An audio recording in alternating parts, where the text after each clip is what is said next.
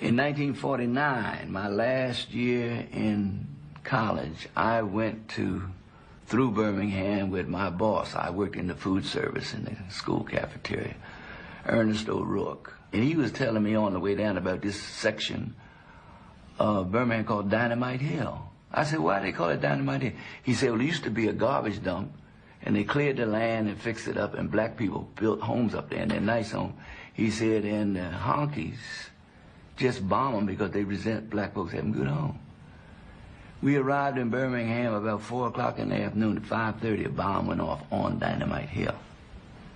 Now, that's 1949. Now, you're going fast forward to 1962. We're here at Bethel Baptist Church, the church which served as the headquarters for the movement for change in Birmingham, Alabama, back in the 50s and the 60s.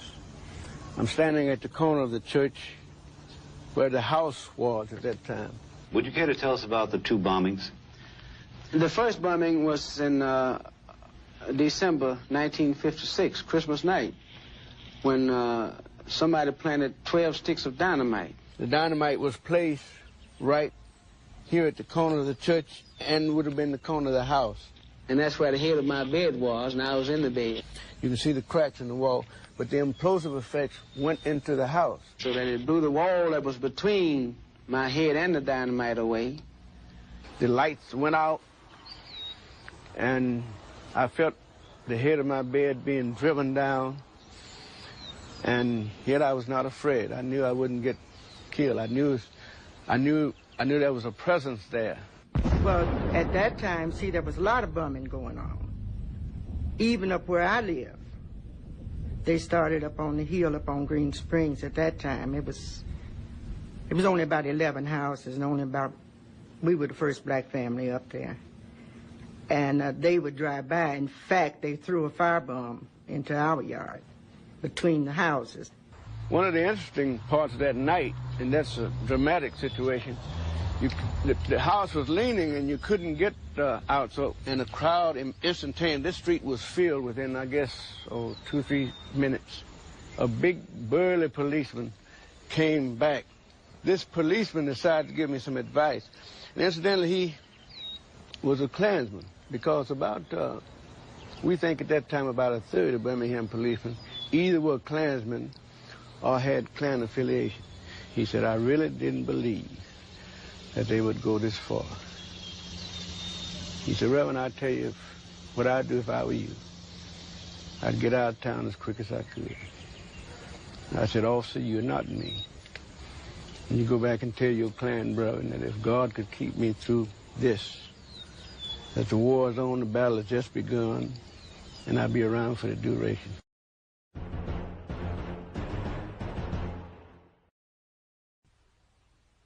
Sometimes, children, you just got to learn when to give up some things and to hold on to what you got.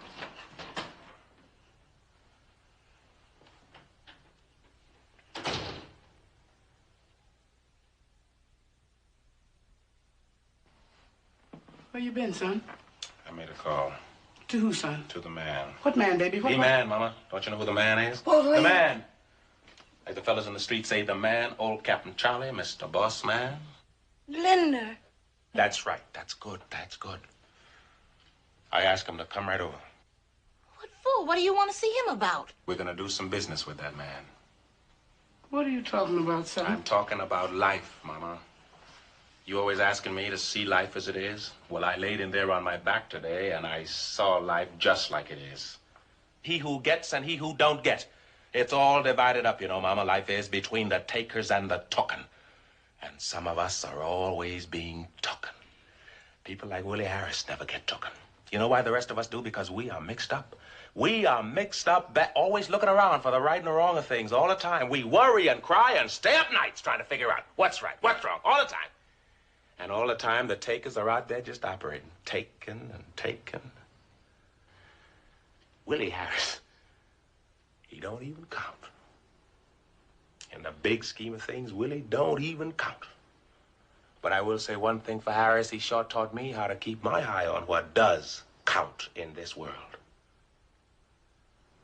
Thank you, William Harris. What'd you call that man for? I call him to tell him to come on over to the show. We're going to put on a show for the man, just what he wants to see. Mama, that man come over here today and he said that them people out there where you want us to move, they so upset they're willing to pay us not to come out there. Well, but neither in Ruth or me, we told the man to get out. Get out, we said. Lord, have mercy. What a proud bunch of people we were this afternoon. But that was an old way of thinking. Are you talking about taking them people's money to keep us... I am not talking about it. I'm telling you what's going to happen. Oh, God, where's the bottom? Oh, God, where's the bottom? Where is the bottom? You and that boy that was here today, you want everybody to carry a flag and a spear and sing some marching songs, huh? You're going to spend your whole life looking into right and wrong. You know what's going to happen to that boy? He is going to wake up one day locked in a dungeon, and the takers are going to have the key. You forget it, child. There ain't no causes. There is only taking in this world. He who takes the most is the smartest. And it don't make a bit of difference how. You're making something inside of me cry, son. Don't cry, Mama. Some awful pain Don't inside cry. of me. Just understand now that white man is going to walk in that door able to write checks for more money than we ever had. It's that important to him, and we're going to help him. We're going to put on a show. Son, I come from 5 generations of people that was slaves and sharecroppers. But ain't nobody in my family never took no kind of money from nobody that was a way of telling us we wasn't fit to walk the earth. We ain't never been that poor. We ain't never been that dead inside. Well, we're dead now. All the talk about dreams and sunlight that goes on in this house, it's all dead now. What's the matter with you? I didn't make this world. It was handed to me exactly like it is. Yes, I want some yachts someday. What's wrong with that? And I want to put some pearls on my wife's neck. You tell me what man decides in this world what woman should wear pearls and what woman shouldn't. I tell you, I'm a man. I say I want her to wear it. You hear me? How you gonna feel on the inside? I'm gonna feel fine. You won't have nothing left. I'm gonna feel fine. I looked that man right in his eye. All right, Mr. Charlie. All right, Mr. Lindler. That's your neighborhood out there. You want to keep it that way? You got a right to keep it that way. Just give me that money and the house is yours. And I'll feel fine. Fine. I'll say more than that. I'll say you give me that money and you won't have to live next door to no bunch of stinking... Walter! I'll feel fine. Maybe I'll get down on my black knees. All right, Mr. Charlie. All right, Mr. Great White Father. You just give us that money, and we won't come out there and dirty up your white folks' neighborhood. And I'll feel fine. Fine. Fine.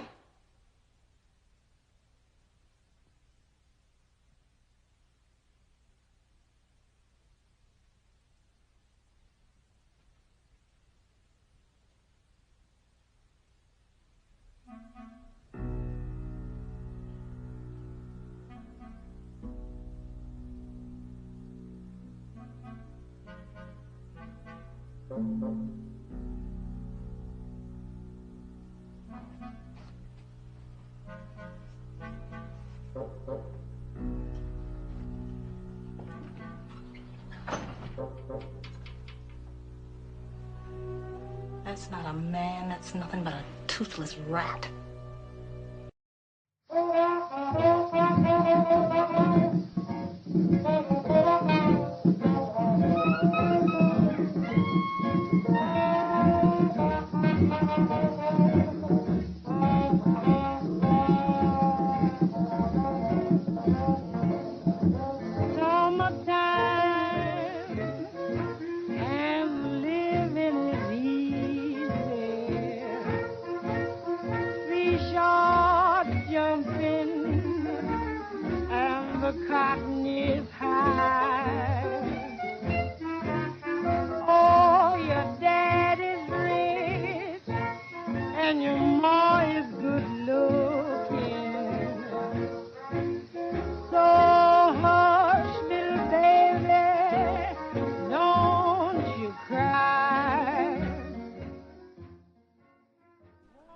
The Toothless Rat.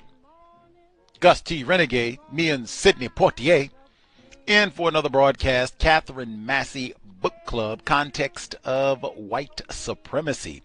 Today's date, Thursday, January 9, 2025. So I have been told this is our third installment. Dr. Maya Angelou's The Heart of a Woman. We are picking up at the very beginning of Chapter 5. At the beginning, the first audio that we heard this week, that was from Spike Lee's documentary film, Four Little Girls, one of his best film works over his illustrious career.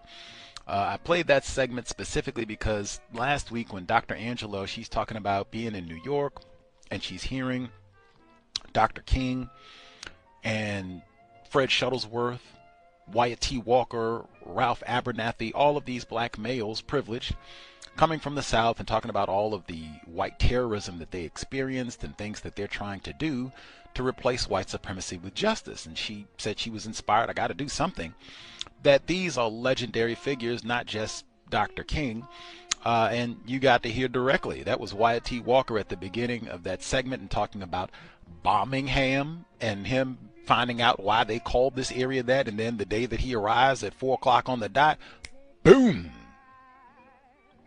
And then Fred Shuttlesworth, extra, and I mean, they got lots of wild stories about the courageous and crazy Fred, maybe not even courageous, just crazy Fred Shuttlesworth.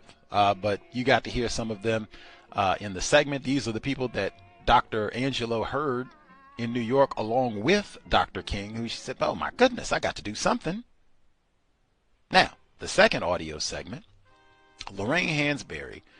She was mentioned already. She'll be mentioned again as we move through the book. As I said, she's a very prominent figure. She recently got a monument in Chicago as a native of the Illinois and Chicago area for her literary creation. She died relatively young. Cowbell. Her most famous work, Raisin in the Sun. They have so many iterations of that play. And that's no accident. We heard Billie Holiday at the beginning with Summertime. That is from the original soundtrack smash hit Summertime. They have so many renditions, they probably got Diddy on a version of Summertime, but that is all the way back to Porgy and Bess. We got many iterations of down and out poor black people who are satisfied and happy having nothing. I submit Raisin in the Sun, Lorraine Hansberry, is another iteration of that. And they got so, just like Porgy and Bess, they have so many remixes of it, you know, where they come back and got to do it for the new generation of black people. Come pile in the theater and see Raisin in the Sun. So you heard almost the climax of the film, where what this film is about, 1950s Chicago, black people, whole family, multiple generations, grandmother and young children, live in a slum in Chicago. The male, privileged patriarch of the family dies, and they get a $10,000 from his life insurance policy. The mother, patriarch of the family, she takes $3,500, invests in a down payment on a house in a white-only neighborhood, and takes the remaining $6,500, gives it to Sidney Poitier's character, Walter Lee. He promptly invests it in a corn liquor store with a collection of privileged black males. Willie runs off with the money, of course, privileged black male. And so now they don't have no corn liquor store, and they don't have any of the rest of the money for the house, nothing. And so they have this big scene where Sidney Poitier, Walter Lee's character, says, what we will do, the white people don't want us there. They've offered us money not to move. We will take that money, and that'll be that. Toothless rat. And I said, that's almost the end of the movie. The end of the movie is Walter Lee changes his mind, gets some black self-respect, you might say. They move to the white neighborhood anyway, and poignantly, the white man, who is not a hooligan, not a thug, he's kind of a timid, bumbling, spectacles-wearing, older white dude, looks kind of lame. He says, I hope you know what you're doing, and walks out timidly. Now I'm going to flip to the real world. So we had Dr. Sylvia Hood Washington as a guest on the program in April 2020. She wrote the book Packing Them In, an Archaeology of Environmental Racism in Chicago, 1865 to 1954, right at the cusp of where this book picks up at. So the epilogue, Raisin in the Sun, Postmodern Environmental Justice Struggles in Chicago. The title for the epilogue comes from the famous 1959 play A Raisin in the Sun by African-American playwright Lorraine Hansberry. It was chosen to reflect how elusive the dream of sustainable housing and communities became for the majority of African Americans in Chicago, the world, for most of the 20th century, beyond, because of their social construction as environmental lepers regardless of class. To much critical acclaim, Hansberry's play successfully portrayed the struggle of African Americans in Chicago in the mid-20th century to obtain sustainable living space, as well as the resistance they encountered both personally and publicly in trying to obtain that dream. I don't see much resistance to them trying to get that, at least not from white people. That's not depicted in Raisin in the Sun at all. Unlike Hansberry herself or her fictional younger family, the majority of African American families found themselves unable to achieve the dream of living in a sustainable community until the 1970s. Now, I'm skipping forward a little bit because she gives more detail about Hansberry's experience in real. This is footnote number 1. Lorraine Hansberry took her title from the famous poet Langston Hughes's poem, A Dream Deferred. Hey, he also allegedly inspired Stay Black and Die.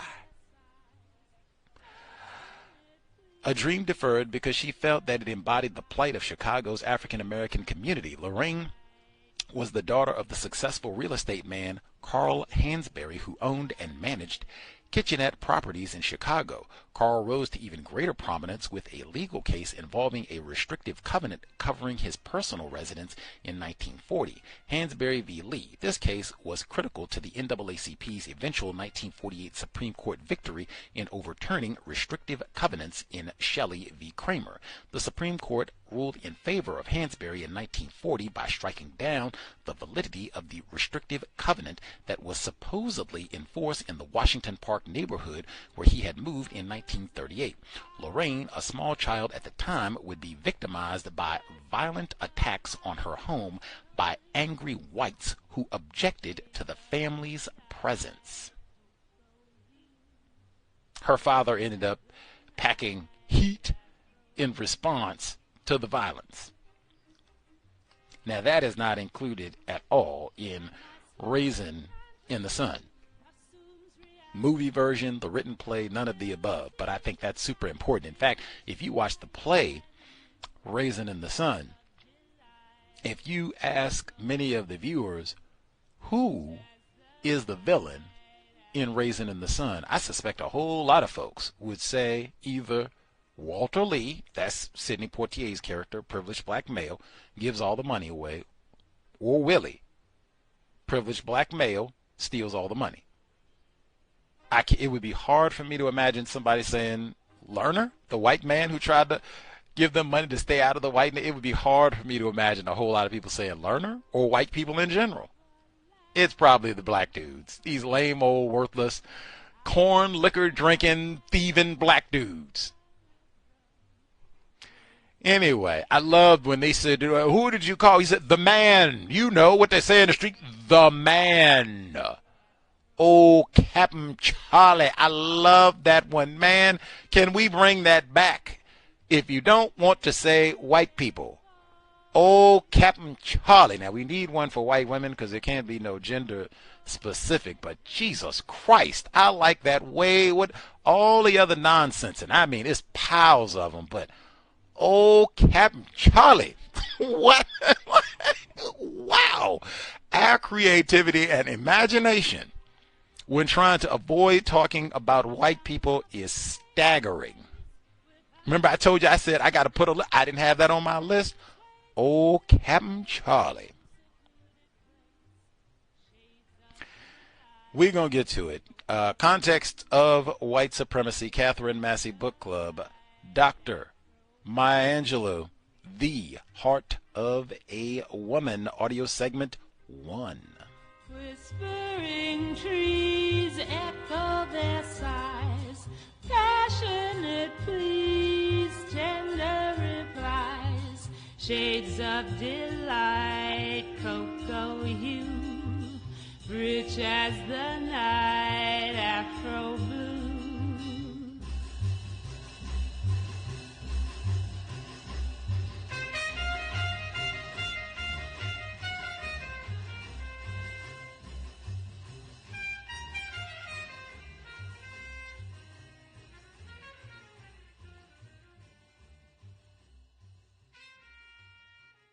Chapter 5. On opening night, customers took every seat in the cavernous village gate. The Harlem Writers Guild members, their families and friends had arrived, and after wishing me luck, took seats near the stage. I imagined them, after the house lights dimmed, taking copious and critical notes in the dark. John and Grace Killens filled tables with their famous friends. Sidney and Juanita Poitier and Danny Barra Janos, Lorraine Hansberry Bob Namiro, Ossie Davis, and Ruby D., an editor from the Amsterdam News, New York's black newspaper, a Brooklyn lawyer, and a few politicians from Harlem. Backstage, the cast assembled, nervous over the presence of celebrities and excited with the expected opening night jitters. Bayard Rustin spoke to the performers in his tight, clipped voice, explaining the importance of the project and thanking them for their art and generosity. Godfrey made jokes about the opportunity to work, to be paid, and to do some good all at the same time. I quoted Martin Luther King. "Truth dashed to earth shall rise again." And then Hugh Hurd asked us to leave so that he could give his cast a last-minute pep talk. The show began and the performers, illuminated with the spirit, hit the stage and blazed. Comfortable with the material of their own routines, comedians made the audience howl with pleasure and singers delighted the listeners with familiar romantic songs. The review, which is what the show had become, moved quickly until a scene from Langston Hughes's The Emperor of Haiti brought the first note of seriousness.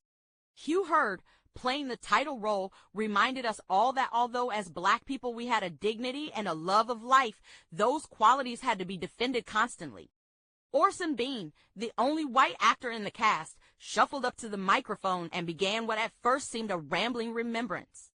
In minutes, the audience caught his point and laughed in appreciation. Leontine Watts sang a cappella. "Sometimes I feel like a motherless child." And everyone knew that the words meant that oppression had made orphans of black Americans and forced us to live as mists in the very land we had helped to build. The entire cast stood in a straight line and sang. Lift every voice and sing. The audience stood in support and respect. Those who knew the lyrics joined in, building and filling the air with the song often called the Negro National Anthem. After the third bow, Godfrey hugged me and whispered, "We've got a hit, damn, a hit." Hugh Hurd said, "He's standing up out there." Godfrey said, "Hell, man, everybody who's got feet is standing up." Hugh said, "Oh, man, I know that. I mean Sidney. Sidney Poitier is standing up on the table."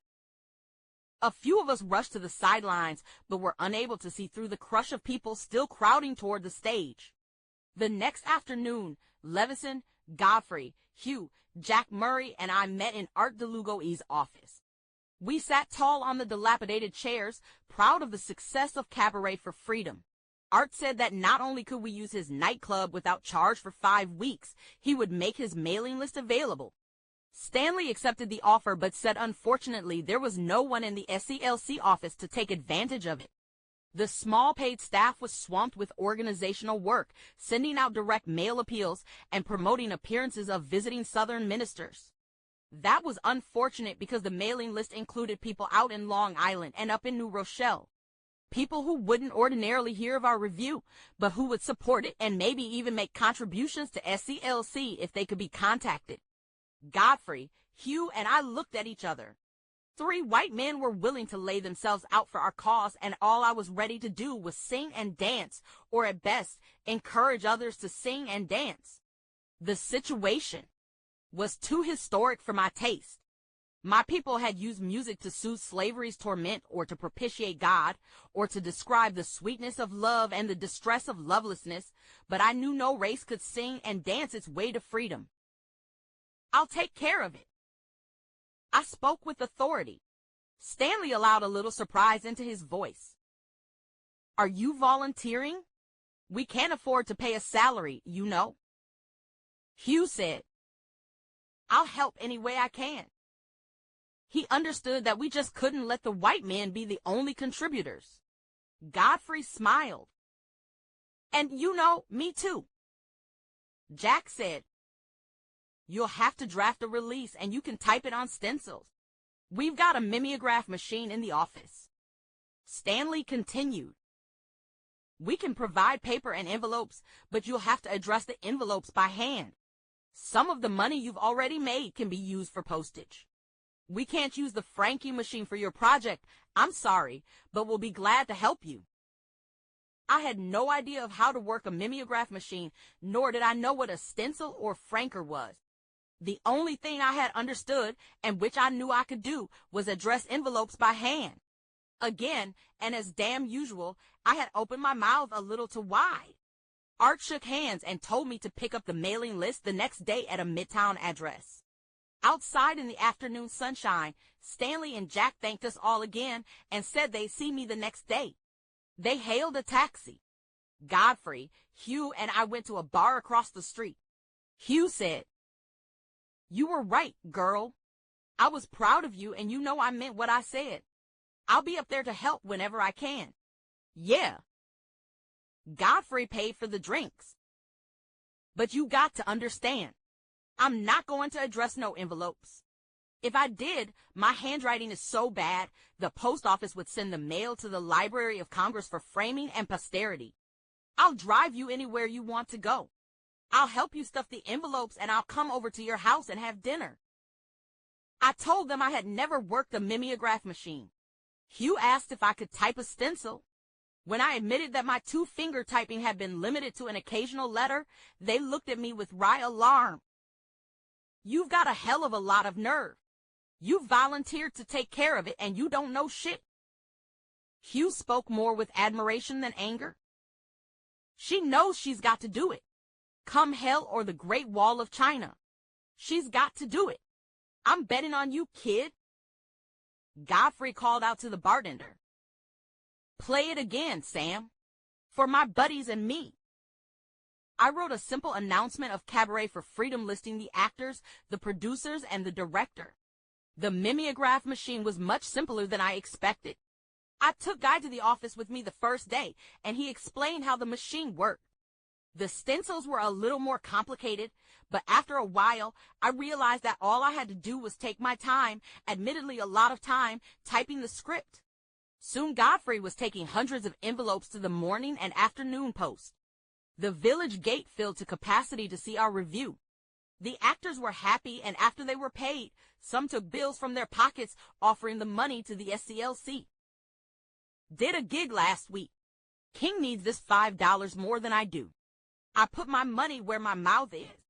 It's not much, but time, opportunity, and devotion were in joint.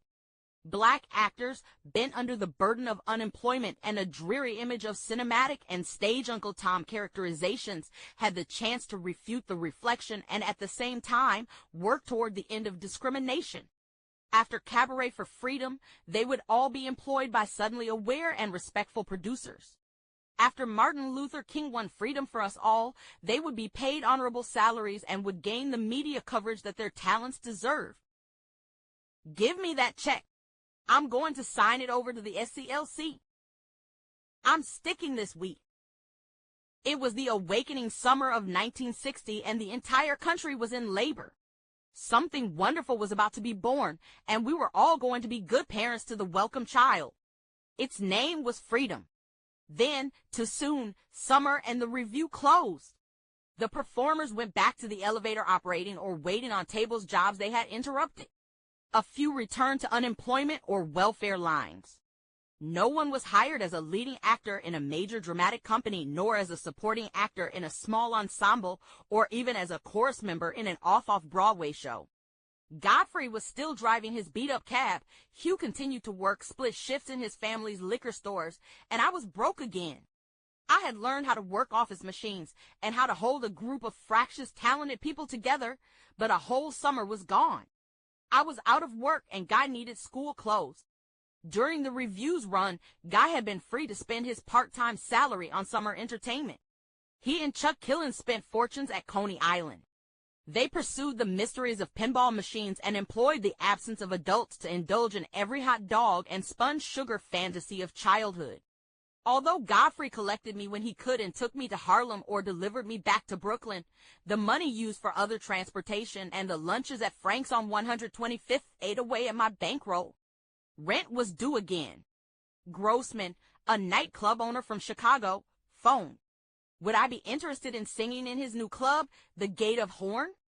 I kept the relief out of my voice with great effort. 2 weeks at a salary which would pay 2 months' rent and pay for Guy's back-to-school clothes. After I accepted the offer, with secret but abject gratitude, I began to wonder what to do with Guy. Grace and John offered to let him stay at their house, but Guy wouldn't hear of that. He had a home. He was a man. Well, nearly, and he could look after himself. I was not to worry about him. Just go and work and return safely. I called a phone number advertised in the Brooklyn Black newspaper. Mrs. Tallman answered. I explained that I wanted someone who would come for 3 hours a day in the afternoon. Just cook dinner for my 15-year-old, clean the kitchen, and make up his room. I diminished her reluctance by saying that I was a woman alone, raising a boy, and that I had to go away for 2 weeks to work. I asked her over to the house to see how respectful my son was. I implied that he was well raised, but didn't say that outright. If I was lucky, when I returned from Chicago, she'd use those words herself. Despite the harshness of their lives, I have always found that older black women are paragons of generosity. The right plea, arranged the right way, the apt implication, persuade the hungriest black woman into sharing her last biscuit. When I told Mrs. Tallman that if I didn't take the job in Chicago, I wouldn't be able to pay my rent or buy shoes for my son, she said, I'll take the job, chilly, and I'm going to take your word that you've got a good boy. Convincing Guy that we needed a housekeeper demanded at least as much finesse. After I told him about Mrs. Tallman, I waited quietly for the minutes he needed to explain how well he could look after himself and how she was going to get in the way and how well he could cook and that he wouldn't eat a bite of her food. And after all, what did I think he was? A little baby? And, oh please, mother, this is really boring. Guy, Mrs. Tallman is coming because of the neighborhood. I've been looking at it very carefully. Against his will, he was interested. I'm convinced that a few professional burglars live down the street. Too much new furniture going in and out of the house. If those people don't see an adult around here, they may take advantage of the hours when you're away and clean us out. He got caught in the excitement of the possibility of crime. You think so? Which people? Which house? I'd rather not point the finger without knowing for sure. But I've been watching closely. Mrs. Tallman will come around 3. She'll be gone by 6. Since she's going to be here, she'll cook dinner for you and wash your clothes. But that's a front. She's really here to make the burglars think our house is always occupied. He accepted the contrived story. John understood Guy's display of independence and told me it was natural. He urged me to go to Chicago, sing, make the money, and come home to New York where I belong. He would keep an eye on my son. The modest Gate of Horn on Chicago's near North Side was located only a few blocks from the plush Mr. Kelly's. The gate had in warmth what Mr. Kelly's had in elegance. I arrived in the middle of the Clancy brothers' rehearsal. Mike was at the microphone checking the sound system. Is this loud enough? Too loud? Can you hear us, or are we blowing the ass back out of the room? The Irish accent was as palpable as mashed potatoes and rich as lace. After the sound was adjusted, the brothers and Tommy Makem sang for their own enjoyment. Their passion matched the revolutionary lyrics of their songs. The shamrock is forbid by law to grow on Irish ground. If the words Negro and America were exchanged for shamrock and Irish, the song could be used to describe the situation in the United States. The Clancy brothers already had my admiration when we met backstage. Amanda Ambrose, Oscar Brown Jr., and Odetta came to opening night. We sat together and made joyful noises as the Irish singers told their stories. The 2 weeks sped by, punctuated by telephone calls to Guy, who was understandably doing just fine, and to John Killens, who said everything was smooth. Oscar Brown and I spent long afternoons volleying stories. He was writing a play, Kicks and Company for Broadway, and I bragged that I had just come from a successful run of Cabaret for Freedom, which I partly wrote and co-produced. We set each other afire with anger and complimented ourselves on our talent. We were meant for great things. The size and power of our adversaries were not greater than our capabilities. If we admitted that slavery and its child, legal discrimination, were declarations of war, then Oscar and I and all our friends were generals in the army, and we would be among the officers who accepted the white flag of surrender when the battle was done. Amanda's husband, Buzz, inspired by the fever of protest, made clothes for me based on African designs. Odetta, newly married and radiant with love, was owed to Canada. Before she left, she gave me an afternoon of advice. Keep on telling the truth, Maya. Stay on the stage. I don't mean the nightclub stage or the theatrical stage. I mean on the stage of life. And my Lord, she was beautiful. And remember this, Han, don't you let nobody turn you round. Nobody. Not a living ass. Closing night had been a hilarious celebration. The Clancy Brothers fans had found room to accept my songs, and the black people who had come to hear me had been surprised to find that not only did they enjoy the Irish singer's anger, they understood it. We had drunk to each other's resistance. The next morning, Oscar stood with me in the hotel lobby as I waited to pay my bill. A uniformed black man came up to me. Miss Angelou, there's a phone call for you from New York. Oscar said he'd keep my place in the line, and I went to the phone. Maya? John Killen's voice was a spike, pinning me in place. There's been some trouble. Trouble? Somewhere behind my kneecaps there was a place that waited for trouble. Is Guy all right? The dread, closer than a Sears familiar, which lived sucking on my life, was that something would happen to my only son. He would be stolen, kidnapped by a lonely person who, seeing his perfection, would be unable to resist. He would be struck by an errant bus, hit by a car out of control. He would walk a high balustrade, showing his beauty and coordination to a girl who was pretending disinterest.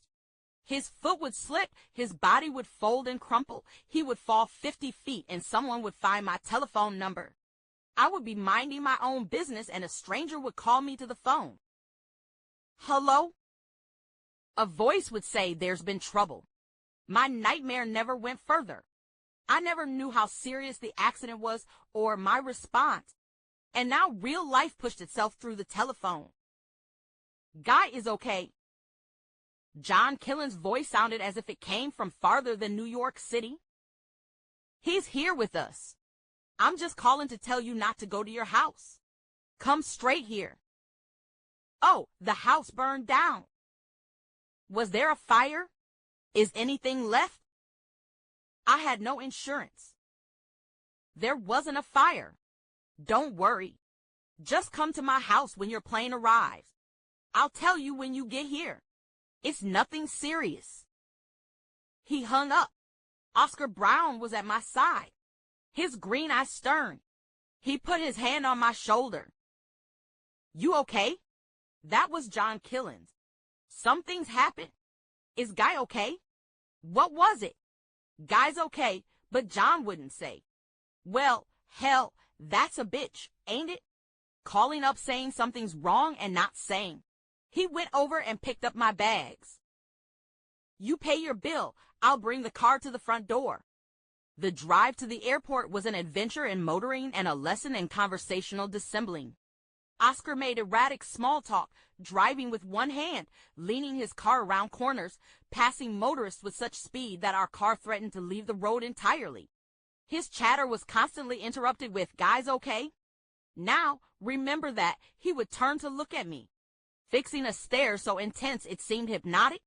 Noticing that he was conducting a car, he would swivel his head occasionally and give a moment's attention to the road.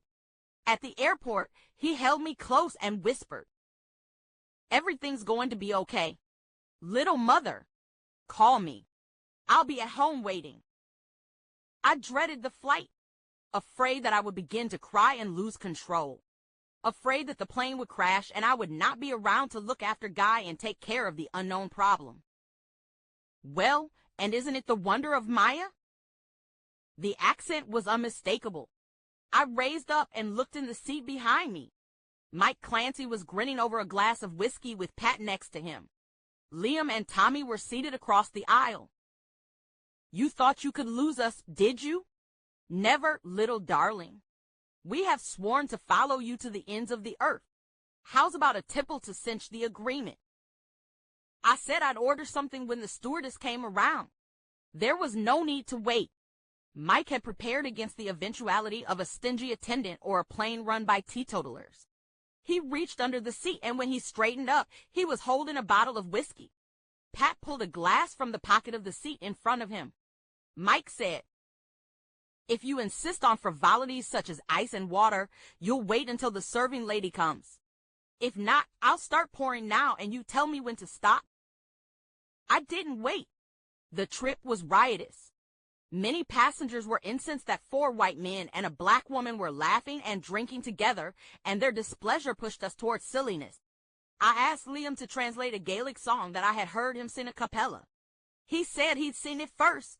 His clear tenor floated up over the heads of the already irate passengers. The haunting beauty of the melody must have quelled some of the irritation, because no one asked Liam to shut up. Mike tried in vain to start conversations with 2 stony men who sat behind him, but they retained their granite aloofness. As the plane landed in New York, we sang a rousing chorus of "The Wearing of the Green." The Clancys offered to share a taxi into the city, but I said I was going to Brooklyn. Brooklyn and Guy. My heart dropped and I sobered. The company and the drink had erased Guy and the problem from my mind. I thanked them and got into a taxi with my bags and a load of new guilt. What a poor kind of mother I was. Drinking and laughing it up with a group of strangers, white men at that, while my son was in some kind of trouble. When the taxi arrived at John's house, I was abject as well as apprehensive. Grace hugged me and smiled. "Welcome home, Maya." Her smile told me things couldn't be too bad. Mom Willie called from the dining room. "That her?" I answered, and she walked into the foyer.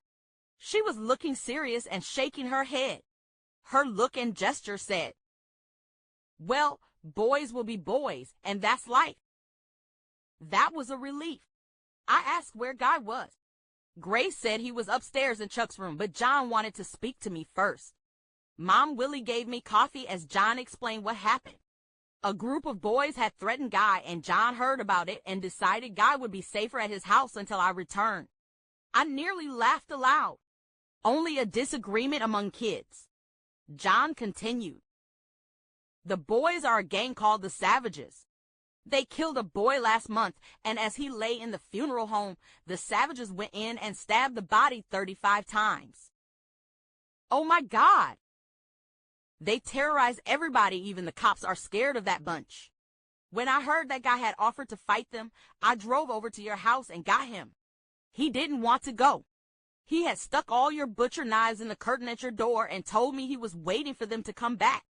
I said, 'Boy, you better get your butt in this car.' I told the woman downstairs to tell the gang when they came back that his uncle came to get him." Mom Willie spoke first. "Well, honey, raising boys in this world is more than a notion. Ask me about it. While they're young, you pray you can feed them and keep them in school. They get up some size, and you pray some crazy white woman don't scream rape around them and get them lynched. They come of age, and white men call them up to go fight, and you pray they don't get killed over their fighting some white folks' war. No, raising a black boy makes you sit down and think." John had respectfully waited for his mother to finish her remembrances. "I'll get Guy now." He went to the stairs and called, "Guy, come down. Your mother's here." I heard the heavy steps rushing down the stairs, and I wanted to stand, but my body wouldn't obey. Guy bounded into the kitchen, and the sight of him brought tears to my eyes. "Hi, Mom. How was the trip?" He bent down and kissed my cheek. "Gee, it's great to have you home." He read my face and stopped smiling. "Oh, I guess Mr. Killens told you about the little incident. Well, it wasn't really serious, you know. He patted my shoulder as if he were the reassuring parent and I the upset child. What happened, Guy? How did you get involved with a gang like that? What? I'll discuss that with you. Privately, please. He was back on his dignity, and I couldn't deflate him. Whatever the story, I had to wait until we were alone. John understood and said he'd drop us at home. Guy shook his head. Thanks, Mr. Killens. We'll walk. He turned to me. Where are your bags, Mom? I nodded toward the entry and he walked away. Grace said, he wants to be a man so much, my God. It would be funny if it wasn't so serious. John said, everything in this society is geared to keeping a black boy from growing to manhood. You've got to let him try for himself. I joined Guy at the door and we said good night to the Collenses. We walked through the dark streets, and as Guy asked about Oscar Brown and other Chicago friends, I saw phantoms of knife-wielding boys jumping from behind trees, hiding behind cars, waiting in gloomy doorways. I asked Guy to tell me about the incident, adding that Brooklyn was more dangerous than New York City. He said, let's wait till we get home. But I'll tell you this, Mother. A pronouncement was on its way. I don't want you to think about moving. I'm living here and I have to walk these streets. If we move, the same thing could happen and then we move again. I'm not going to run. 'Cause once you do, you have to keep on running. We walked the rest of the way in silence. He made a pot of coffee for me and I sat waiting until he was ready to talk. We sat opposite each other in the living room and I tried to keep serenity on my face and my hand on the coffee cup. It had all begun with the housekeeper. One day, the week before, Mrs. Tallman had brought her granddaughter to our house. Susie was 15, cute and eager. She and Guy talked while Mrs. Tallman cooked and cleaned. The next day, Susie came back with her grandmother. Again, the teenagers talked and this time they played records. On the third morning, Susie came alone. They played records and this time they danced together in the living room. Susie said she liked Guy, really liked him. Guy told her that he was already dating a girl, but that he appreciated Susie's honesty. She became angry and Guy explained that he and his girlfriend didn't cheat on each other. Susie said Guy was stuck up and thought he was cute. They had an argument and Guy put her out of the house. I wondered if he meant he had asked her to go. He said no. He walked to the door and opened it and told her to get out. He continued explaining that today when the bell rang, he opened the door and a fellow about 18 was standing there. He said his name was Jerry and he was Susie's boyfriend. He said he was the chief of the Savages and he had just heard that Guy had hit Susie. Guy told him that was a lie. He balled up his street and said, if I ever hit anybody with this, no one has to ask if I hit them. He went on to explain to Jerry that Susie was angry because of a little run-in they had. He told Jerry to remember the old line about a woman scorned. Jerry had never heard the phrase and told Guy that he and his friends would be back in the afternoon and Guy could explain it then. As soon as Jerry left the doorstep, Guy called Chuck Killens and told him about his visitors and asked him to come over and bring his baseball bat.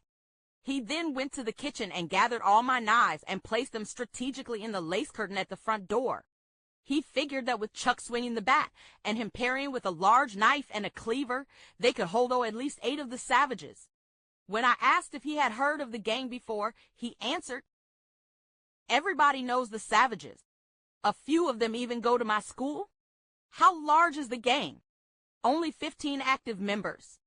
But when they have a rumble, they can get about 30 together. And this crazy young army was threatening my son. He saw my concern. I'll handle it, Mom. We're going to live here and I'm going to walk the streets whenever I want to. Nobody's going to make me run. I am a man. He kissed me goodnight and picked up the coffee cup. I heard him moving in the kitchen. In a few seconds, his bedroom door closed and I remained glued to my chair in the living room. After an hour or so, the bloody pictures of my son's mutilated body began to disappear. I went to the kitchen and filled the ice bucket, got a pitcher of water and the Scotch bottle.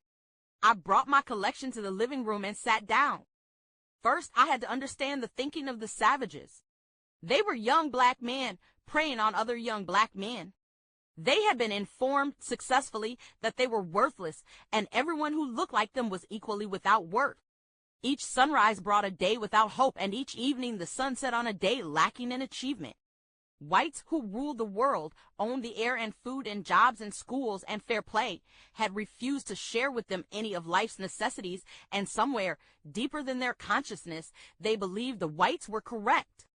They, the black youth, young lords of nothing, were born without value and would creep, like blinded moles, their lives long in the darkness under the earth, chewing on roots driven far from the light. I understood the savages. I understood and hated the system which molded them, but understanding in no wise licensed them to vent their frustration and anger on my son. Guy would not countenance a move to safer ground. And if I insisted without his agreement, I could lose his friendship and thereby his love. I wouldn't risk that. Yet something had to be done to contain the lawless brood of alienated teenagers. As the sun's first soft light penetrated the curtains, I telephoned my musician lover in Manhattan. I told him quickly what had happened and what I needed. I had awakened him, but he heard my need and said he'd get up and be at my house in an hour or less. He stood in the doorway, refusing my invitation to come in for coffee. He handed me a small box, a big grin, and wished me luck. Guy rose, showered, dressed, had a glass of milk, refusing breakfast. He ran out of the house to warm up before a morning basketball game. He seemed to have forgotten that the savages were out to get him. I calmed my fears by telling myself that fellows like the savages were mostly night creatures, and that in the early mornings the streets were at their safest. At 9 o'clock, I telephoned Mrs. Tallman and told her I'd like to come over and pay her. She said she'd be waiting. I took the pistol out of its fitted box and slipped it in my purse. The 3 blocks between our houses were peopled with workers en route to jobs, men washing cars, and children running and screaming in such normal ways. I felt I had gone mad and was living in another dimension, removed totally from the textured world around me. I was invisible. Mrs. Tallman introduced me to her buxom daughter, who was breast nursing a baby. The woman said yes when I asked if she was also Susie's mother. I gave Mrs. Tallman cash, counting out the bills carefully, using the time to pacify my throat so that my voice would be natural. Mrs. Tallman, is Susie here? Why, yes. They just got up. I heard them laughing in her room. Mrs. Tallman was happy to oblige. Susie stood in the doorway leading to the kitchen. Her face was still sultry from sleep, and she was pretty. If I had been lucky enough to have a second child, she could have been my daughter. Susie, I've heard about you, and I'm happy to meet you. Yeah. She mumbled, not too interested. Nice to meet you, too. I caught her as she was turning to go. Susie, your boyfriend is Jerry? She perked up a little. Yeah, Jerry's my boyfriend. Mrs. Tallman giggled. I'll tell the world. Where does he live? Jerry. He lives down the street, in the next block. She was pouting again, uninterested. I spoke again, fast, collecting her thoughts. I have something for him. Can we go together to his house? She smiled for the first time. He's not there. He's in my room. Her mother chuckled. Seemed like that's where he lives. Could he come out? I'd like to have a few words with him. Okay. She was a sweet play pretty in her baby doll shorty nightgown and her hair brushed out around her face. I sat with only a silly smile, looking at the nursing mother and the old woman who was pressing out the money in her lap. Here he is. This is Jerry. A young man stood with Susie in the doorway. A too small t-shirt strained its straps against his brown shoulders. His pants were unbuttoned and he was barefoot. I took in his total look in a second, but the details of his face stopped and held me beyond my mission. His eyes were too young for hate. They glinted with promise. When he smiled, a mouthful of teeth gleamed. I jerked myself away from enchantment. Jerry, I'm Miss Angelou. I'm Guy's mother. He closed his lips and the smile died. I understand that you are the head of the Savages and you have an arrangement with my son. I also understand that the police are afraid of you. Well, I came round to make you aware of something.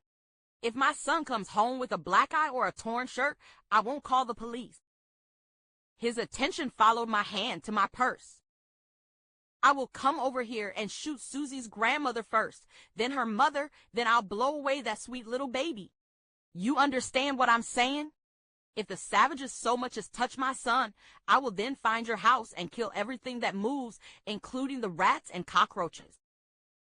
I showed the borrowed pistol, then slid it back into my purse. For a second, none of the family moved and my plans had not gone beyond the speech, so I just kept my hand in the purse, fondling my security. Jerry spoke. Okay, I understand. But for a mother, I must say you're a mean motherfucker. Come on, Susie. They turned and, huddling together, walked toward the rear of the house. I spent a few more minutes talking to Mrs. Tallman about the trip and the weather. We parted without mentioning my son, her granddaughter, or my trim Beretta, which lay docile at the bottom of my purse. Guy brought afternoon heat into the house along with gym clothes for the laundry. He was grinning. We won the game. I made 10 shots. I acted interested. I'm getting pretty good. Coach says I'm among his best athletes. He feinted and jumped. Good dear. Oh, by the way, did you see any of the Savages at school? He stopped dribbling an imaginary ball and looked at me, surprised, as if I had asked if he had seen an extraterrestrial. Yeah, sure, I saw the guys this morning. I walked to school with some of the members. We talked. He started toward his room, protecting his masculine secrecy. Excuse me, but please tell me what you talked about. I'd really like to know. Mom. He was embarrassed. I just made up something. I said my gang in California always fought to the death, but never on hearsay. And I said I'd meet him and one other person on neutral ground, with knives or Ray or anything. I said I wasn't about to run. I told you, Mom, that I'd handle it. He grinned. What's for dinner? I had to laugh. He was definitely my son and following my footsteps, bluffing all the way. I had only threatened the young vultures hovering over my son. Guy had offered to literally fight fire with fire. Fortunately, we were believed because maybe neither of us was bluffing. Revolution had accepted my short story.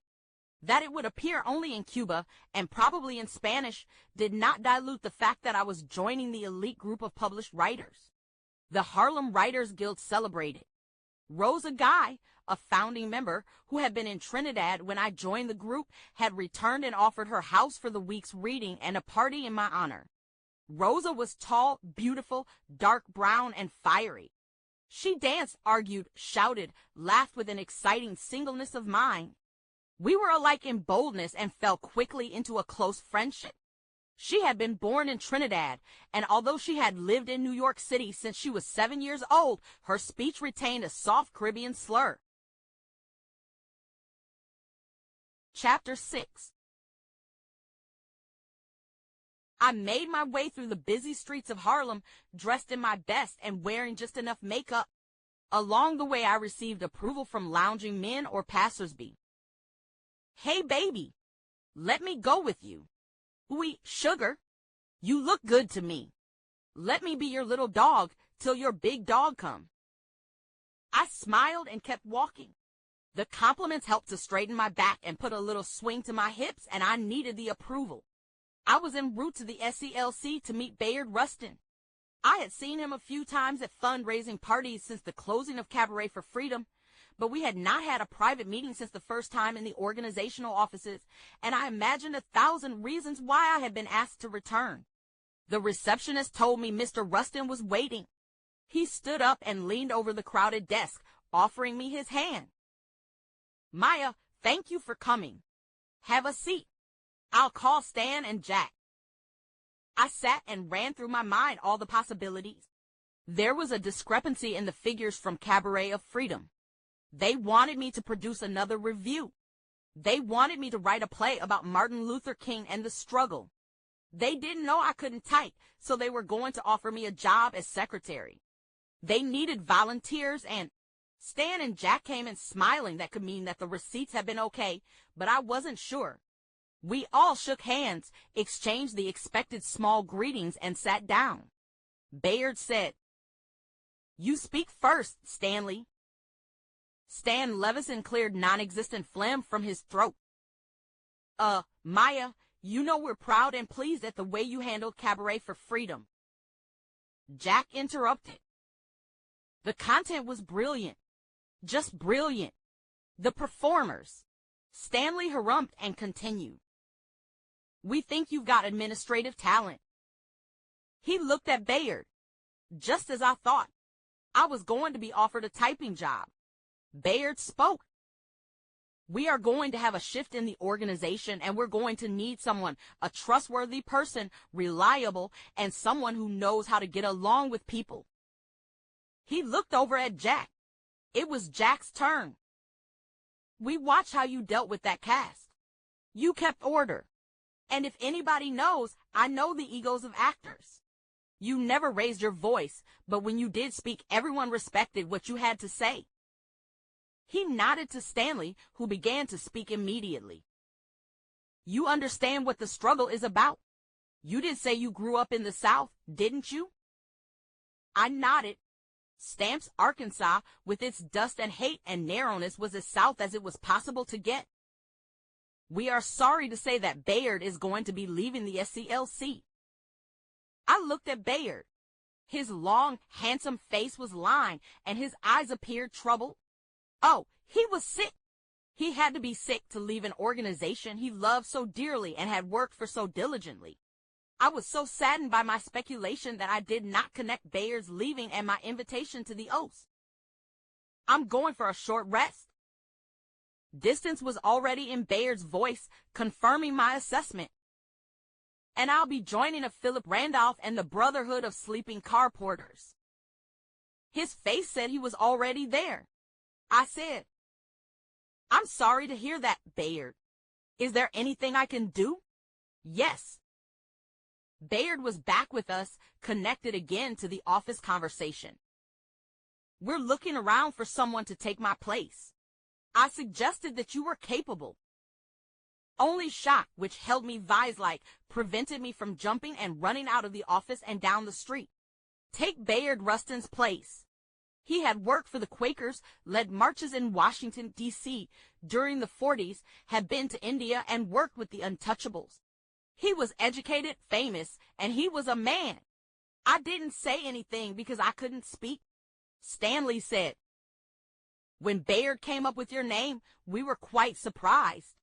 But we've thought about it and come to an agreement. You're the person we would all like to run the office." Jack nodded a slight happy smile to me. Bayard said, "The position that's being offered to you, Maya, is coordinator for the SCLC. Of course, that's a little like an umbrella. Many chores fall under its spread." I blurted out stupidly, "I can't type." The men laughed, and I could have kicked myself for giving them the chance to patronize me. Jack said, "You'll have a secretary to do your typing." He laughed again.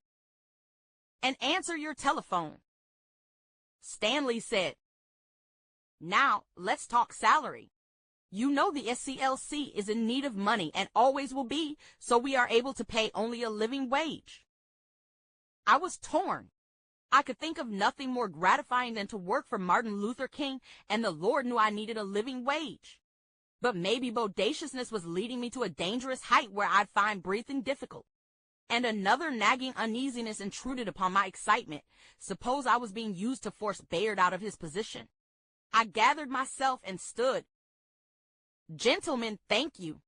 I am honored by your invitation. I'd like to think about it. I'll telephone you tomorrow." And I was out the door, down the stairs, and back to the safety of Harlem streets. John Killens agreed to meet me at a downtown hotel where he had taken a room to do a rewrite. We sat in the hotel dining room. If you feel that way, call Bayard. Ask him directly. He's a man. Personally, I don't believe he'd have suggested you if he didn't want you to take the job. All right, but what is a coordinator?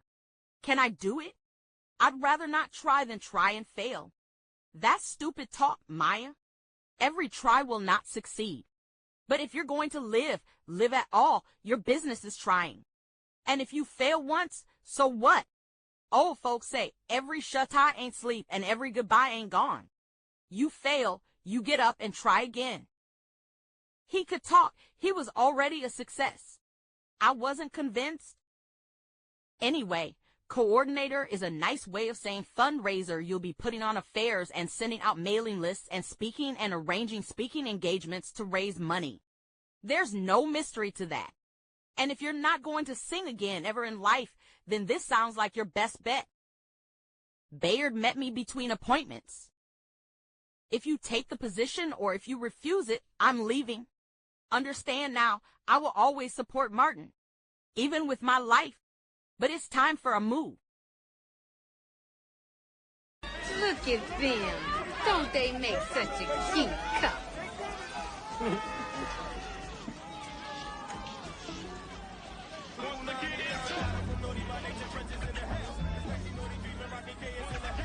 Are you all in love?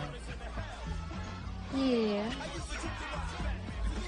Baby, what would you know about love? Nothing.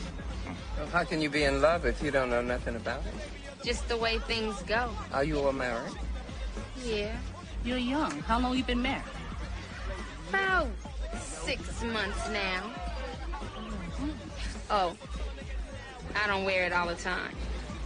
You don't mind if she doesn't wear your ring? No, he don't mind. I think he can answer for himself, if he's a real man. Well...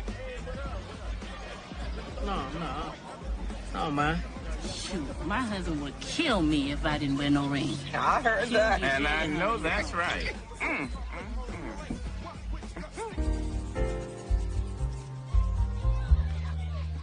I want to talk to you about morals. The morals of the young people today. It's gonna get them in big trouble. I'm telling you, because they act like they don't know the difference between right and wrong. And this is the truth. And you see, one of the reasons is their parents. Their parents are not taking care of the children. They are not telling them the difference between right and wrong.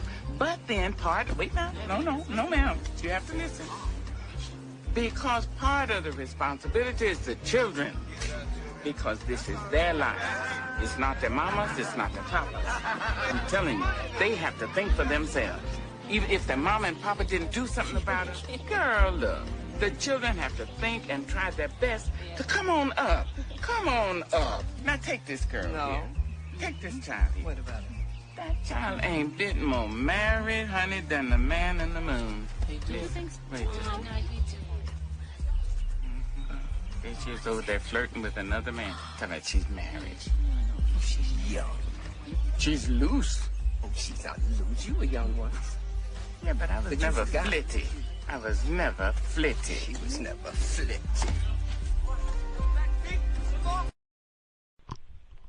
Katherine Massey Book Club. Context of white supremacy. Flitty. F-L-I-T-T-Y. Adjective. Something or someone moves quickly, lightly, or is restless, indecisive. Heart of a woman, I would say, parts of this do sound a bit flitty. And I think that was said in jest. Any hoodles. Katherine Massey Book Club. That last snippet reading this text reminded me the grandsister, Dr. Maya Angelou, is in Poetic Justice. Right there co-starring Janet Jackson, Tupac Shakur. Even now I got to add the great Regina King, and it reminded me, oh yeah, Regina King, once she got done with the Boondocks and all that, rest of her career, Show Me the Money, Jerry Maguire, she made One Night in Miami, Minister Malcolm X, Jim Brown, Sam Cooke, Muhammad Ali, dare I say, not even dare, fact, contemporaries of Dr. Maya Angelou. But it reminded me, yes, that's who Dr. Angelou was talking to in that scene. And are you married? Are you in love? And all the rest of it. That's who she was talking to, Regina King. Forgotten all about that. And even I was a little ashamed. I said, oh man, I was watching films in the Bay Area. That's the exact trek that I did. That's Poetic Justice, right? Janet Jackson, Tupac, Regina King. They do the LA to East Bay trek. I said, that's what I did. That's what I did. Poetic Justice, Maya Angelou, talking about love, morals, parenting, some of the same major themes of this book, I thought. The number 605-313-5164. The code 564-943 pound. Press star 61 if you would like to participate. Number again, 605-313-5164. The code 564-943 pound. Press star 61 if you would like to participate. The email untiljustice@gmail.com. Lots of emails.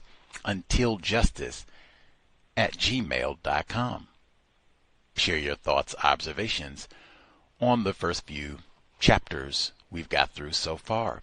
I will add, I made an error. I was describing Raisin in the Sun, and Miss Younger is the matriarch, not the patriarch of the Younger family. Also, right at the beginning of chapter 5, she mentions Ruby Davis. I forgot if I, went into the rest of the cast for Raisin in the Sun. It's not just Sidney Poitier. Ruby D is also in Raisin in the Sun. I think she was in the segment that I played at the beginning of today's broadcast. And she is married to, or was married to, the late Ruby D. I think she passed in 2014. She was married to Ozzie Davis.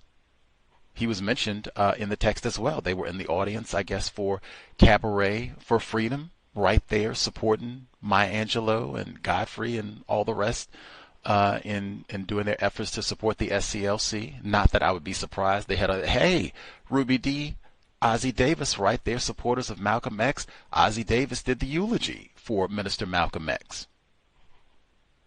We read, and that's in the autobiography, so we heard that. Any hoodles. But also, and he said Great White Father. That was a theme that popped up last time. We were talking about father. Racist man, racist woman. Fuller has in the Word God, mother superior, father superior in terms of white people. That's why it's attempted parents, attempted father, attempted mother. Whew, big thing. In fact, I would even say that's a big theme for this book. Parenting. Major theme, because she's reflecting on it at a number of different points, more so than I'd say most of the other books that we have read, like really reflecting on being an attempted parent in a system of white supremacy racism, and it's almost said in those terms explicitly. What a jewel, but I think that's a major, and she comes back to it repeatedly. I think that's a major theme of this book. I also think masculinity is black masculinity is a massive theme in this book. Now, we'll have to, see how that... I'm telling you, Lumumba is going to take over this book just like it's going to be... It's so similar to the last book in so many ways. Lumumba is eventually going to take over in this book just like the last book. Eventually, just got to wait a few chapters, which I'm enjoying, just like the last book. But manhood, her son, every other paragraph, I'm a man. I'm a man. I'm a man. Now, Raisin in the Sun, interestingly, her son is like 14, 15 years old at this period saying this. Sidney Poitier in Lorraine Hansberry's play, Raisin in the Sun, he's in his 30s. And he's saying the exact same thing. I'm a man. I'm a man. I'm a man. Abby Lincoln, who is going to take over this book, we heard her music in the background, Afro Blue Today. She is also going to be a dominant theme in this book. She's in Soundtrack to Coup d'etat. She was in the movie, 1964. Nothing but a man. Dr. King died with those garbage workers. Got signs down in Tennessee, 1968. I'm a man. Now, you got to keep saying that, like, in unison. And it's not just one. It's all of these black dudes. I'm a man, I'm a man, I'm a man, I'm a man, I'm a man. And woof, woof. And at the same time, it remains universally known that the man, man, Dr. Welsing, indeed. Love, if I'm picking out themes, we're still kind of early on in the book. We haven't even hit the halfway mark yet. Love, massive. You heard that in the segment from Poetic Justice, but that term gets used a lot in this book. Love, what does that mean? What are we even talking about? We use that. Replace white supremacy with love. My recommendation, just to jar people, because we don't have love. Love and justice are the same thing. You cannot have a system of white supremacy racism and have love. It just does not work. If we want all this love, love for your children, love for your parents, love for everybody, love for your brothers and sisters, so-called, love for the savages, well, then we're going to have to get rid of racism. In the meantime, we got savages. We ain't got no love. But these are themes in the book, I think. We'll have to, or folks can let us know what you think, major themes, all that good stuff. *61 and then untiljustice@gmail.com. Let's see. Now, I'll nab one email, and we'll see folks who dialed in with commentary as well. We'll get one email. Let's see. Get in first. All right, email number 1. Greetings, Gus, listeners, callers. Some early themes in the text. 1. Chaotic parenting, in which the child is not always the priority. This is reflective of her own upbringing, which involved frequent moves, divorce, corporal punishment, psychological abuse, and rape, which is all detailed in her celebrated book, I Know Why the Caged Bird Sings. White people maybe enjoy all that Negro drama in literary form as well. 2. Ubiquitous use of alcohol, even when attempting to engage in constructive activities. Heard some of that today. 3. The impulsivity that Miss Angelou exhibited in her younger years. Now, my question would be now, when we say younger years, do we mean like I Know Why the Caged Bird Sings younger years? Because that's when like she's a child. So is that what we're talking about? Or do we mean this current book that we're reading, The Heart of a Woman, quote unquote, younger years?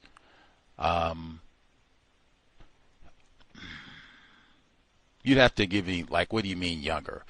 At this point that we're reading, 1960 and beyond, Dr. Angelou is in her 30s, I think. I don't know. I mean, at this point, like, I think she would be at the age where Dr. Welsing would say, like, you could have a child. per Dr. Welsing's suggestion, because she's at that age. Her brain computer is fully developed. Brain computer is develops at about 27 or so. Should be fully mature. I think she's in her 30s at this point. So I don't. How young? That would just be my question. I mean, I guess relative to the totality of her life, I guess, but she's not like a young teeny bopper at this point that we're reading about in her life. Let's see.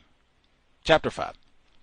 Orson Bean, the only white actor in the cast, born 1928, died 2020, most well known as a game show host during the 1960s, 80s on the TV show Tell the Truth. What? Unlike most of the black performers in the show, he went on to have a long and productive career in show business. I wonder why that is. Any hoodles. And one thing I did want to add, Stanley Levison. We talked about him last week. These white people that volunteered for SCLC, some of these other so-called civil rights organizations. Myself, other listeners, we theorized last week this guy might be working for FBI, COINTELPRO, whatever it is. There are extensive public files on Stanley Levison, lots of books. People have written about him. I do know it's publicly reported that he was rumored, alleged to be a communist during this time period, and white people used that. Even President Kennedy, powerful white people, pressured Dr. King, you can't be hanging out with this Stanley Levison dude. He's a communist. He's a no good white man. You got to leave this dude alone. And so Stanley Levison, he leaves in an official capacity, quote unquote, but he continues to communicate and advise Dr. King, and importantly, he eventually attempts to dissuade Dr. King from speaking against the Vietnam conflict, which Dr. Angelou mentioned today in the writing. Have my black child go to Vietnam and die. My black son. Stanley Levison was telling Dr. King, no, Martin, don't wade into it. It'll be a bad idea. You don't want to do that, which many other individuals classified as white and even non-white people were saying the same thing. Don't do it. And he was killed 1 year to the day when he gave his public pronouncement. Vietnam, it's racist, it's no good, we should not support this war. And I do think, importantly, Dr. King speaking out about the Vietnam conflict in 1967, April, Minister Malcolm X, some others that might be considered radical, they were speaking out against the Vietnam conflict and speaking out, branding what was happening in Vietnam as a part of the global system of white supremacy racism before 1965.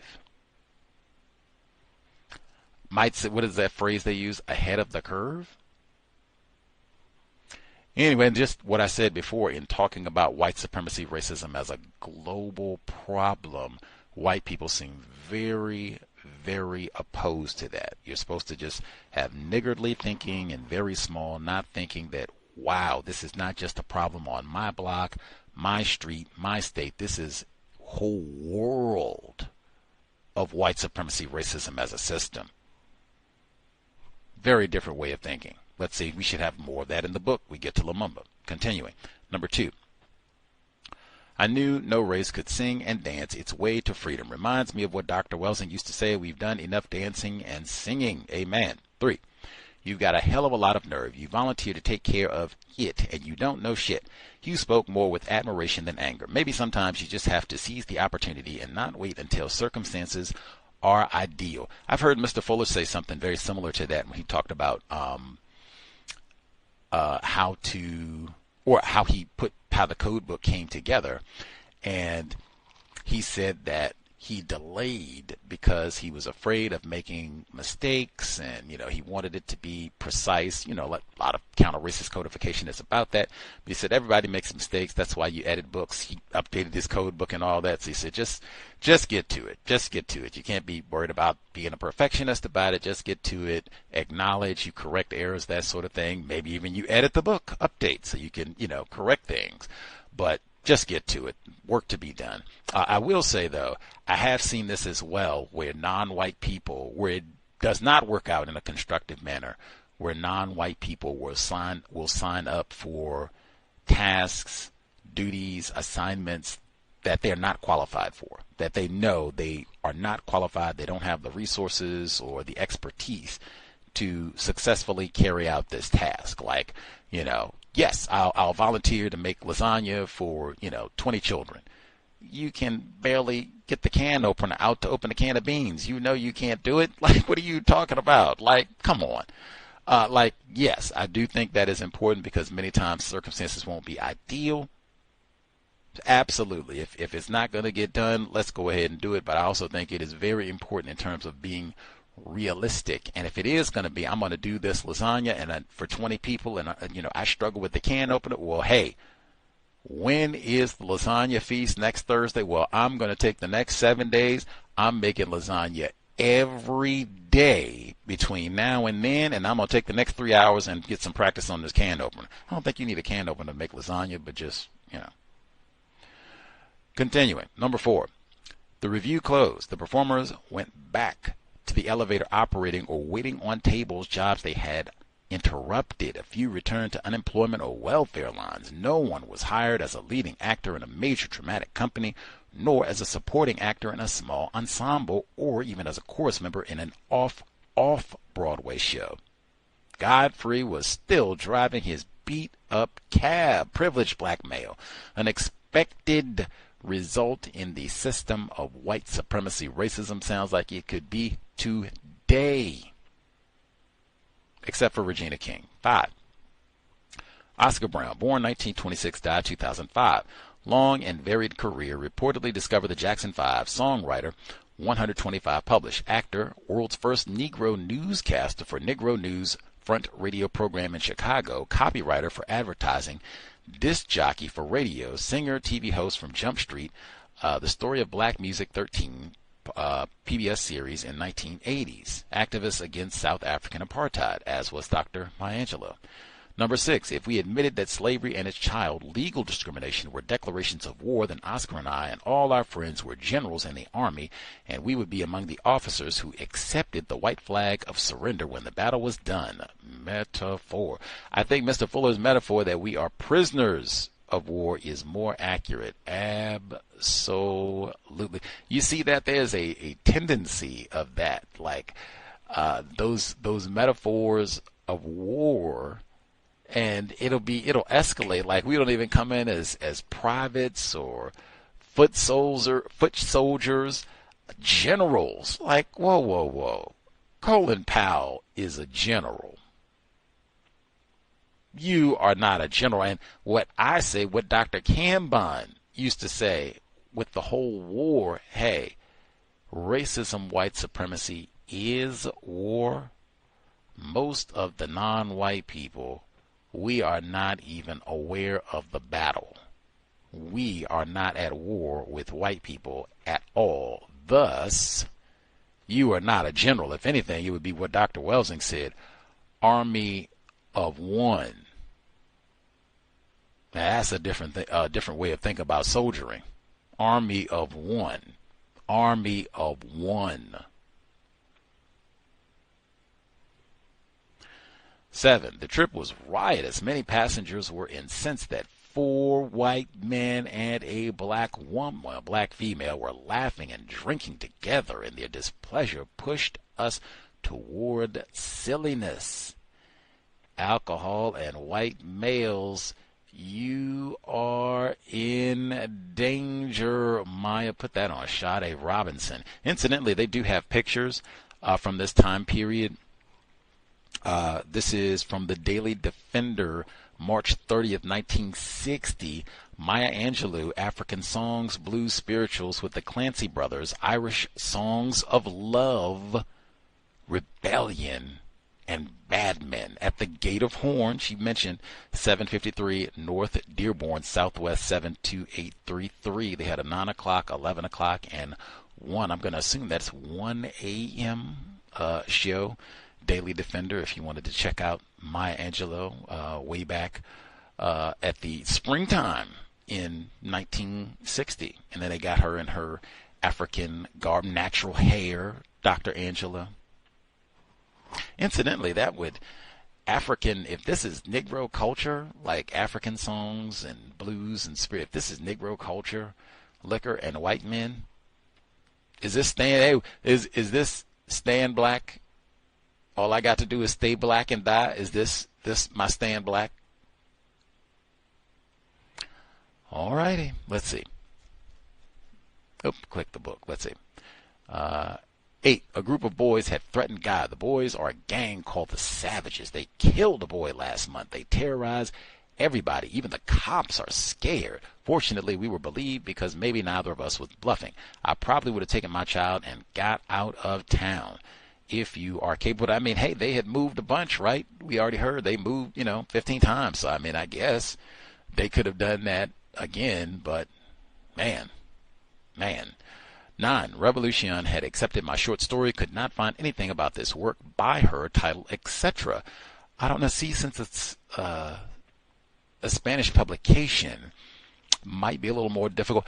New York Historical Archives, New York State, I'm assuming this might be a publication that was in New York State at that time, or New York City specifically. They may have something, if you check some of their archives, but it might be a tad more challenging just because it's in Espanol, but we'll see. If folks who have maybe university access, especially if you're in the NY area, maybe check and see if that article is there. If it's got Maya Angelou and people of such prominence who have published, I suspect it might be something that's digitized at this point, maybe. Chapter 6. Oh, we didn't get that far. Pause right there. The email untiljustice@gmail.com. The number 605-313-5164. The code 564943 pound. Press star 61 if you would like to participate. Let's see. We'll nab folks with a hand up, and then I'll get the other emails as well.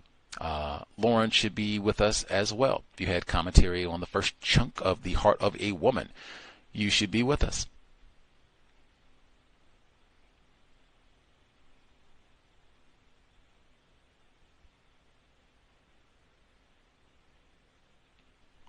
Are you there? Not hearing? Are you there?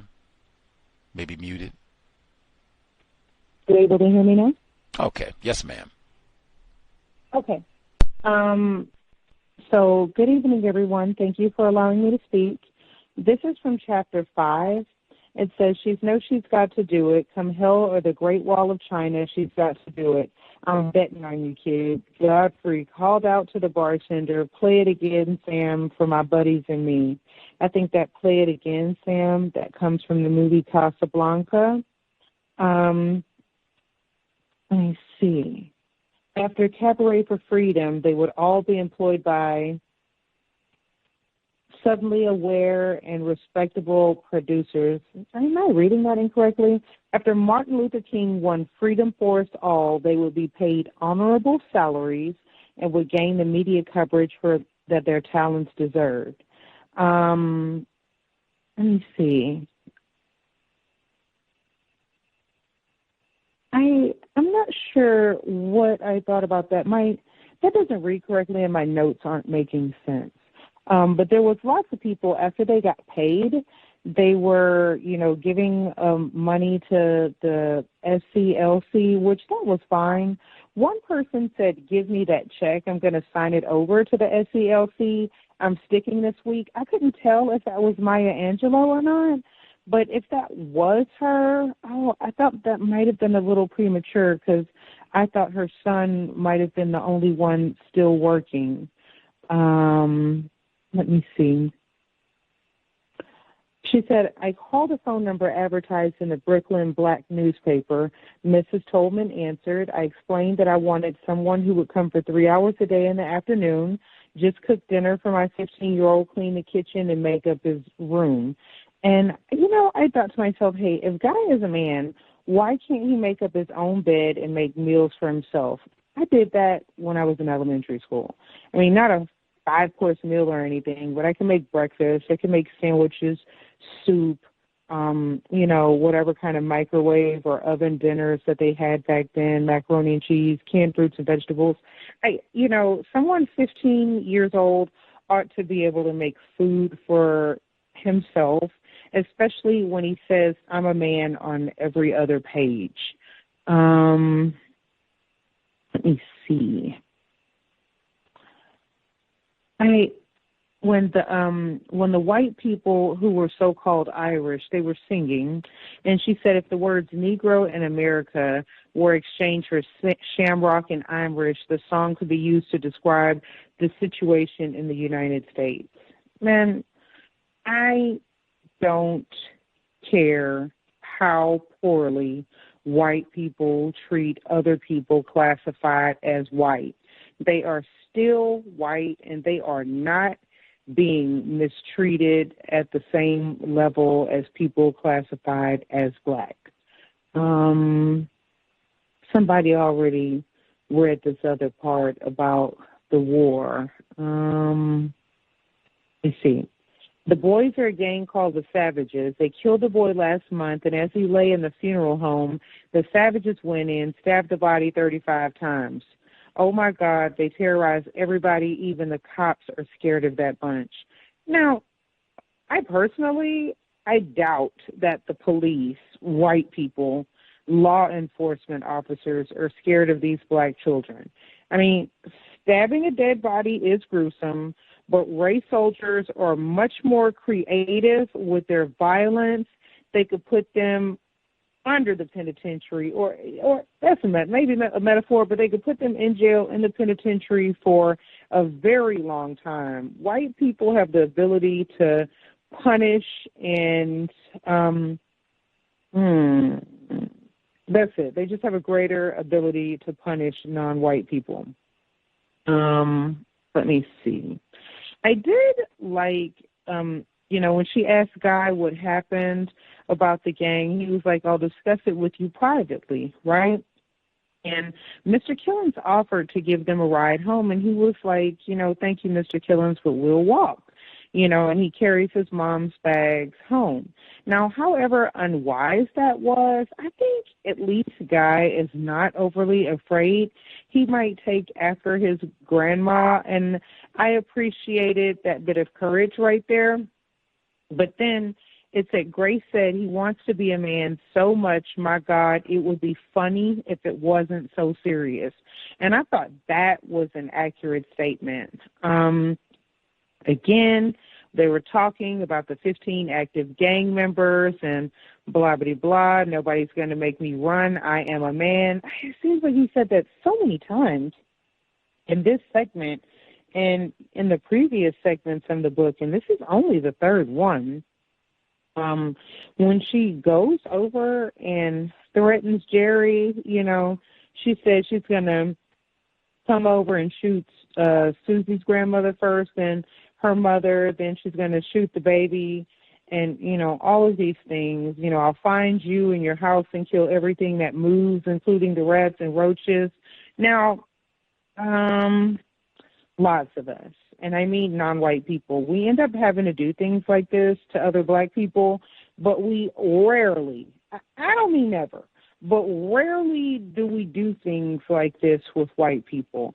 And also, if you tell somebody you're going to do something, I think it's better to be telling the truth and not bluffing like Maya Angelou said she was.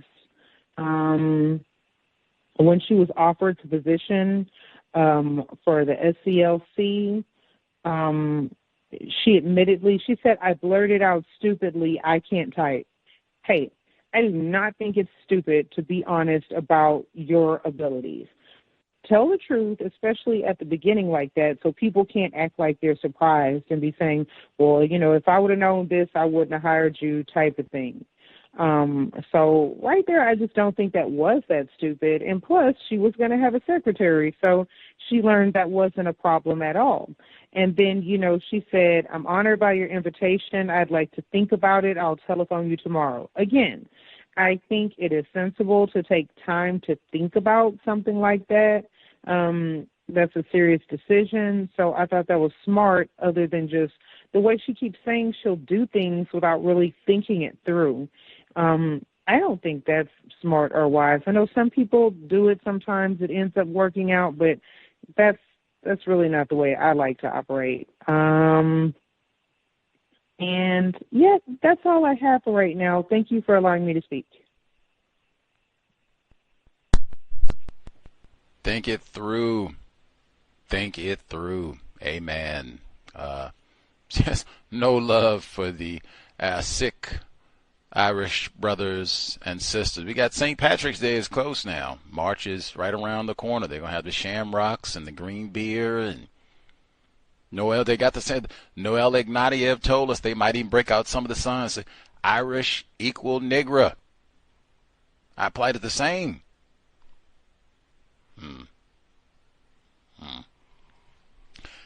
Much obliged, Lauren. I was kind of thinking that too. It fit, like, I totally get it if they wanted to bring the housekeeper over just, for appearance and that he's not alone, he's got support, that sort of thing, and whatever, just for your concern. So there's some level, minimal of supervision from time to time. But yeah, if you're 15, you can at least make the bed. You can at least make the bed. Like, even if it's at 15, like, oh, okay, he's just going to eat hot dogs every day and all that. Like, let's make sure we get some spinach and some greens in there. And I'd put those cookies back. I know, like, okay, I got that. But, like, make your bed? What? You can, man, I know people in, like she said, I know people in elementary school. I can use the can opener. I can make the bed. I can even do the food to a degree. Got to watch me around the oven. Come on. And the thing I wanted was, what does he mean when he says, I'm a man? Like, question, what does that mean? When you say I'm a man, tell me what that means. Like, what are you now capable of because you're a man? Or just, what does that mean?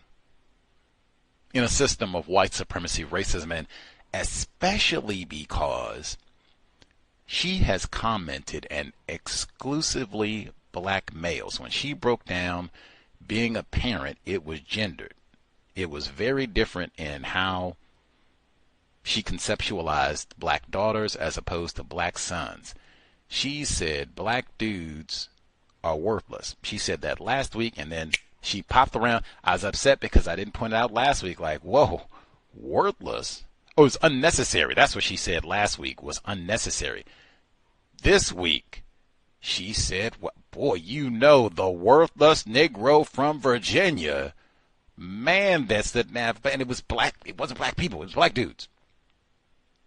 If that is the case, what is being a black man, in quotes, in a system of white supremacy where you are worthless? That's what I mean. Like, it would have to be like you that I'm not even disputing. Like, oh, okay, you at least can make the bed up, right? Okay, well, make the bed up, and then we will. Yes, you can break that down. Like, what does that mean, guy? You're a man. What?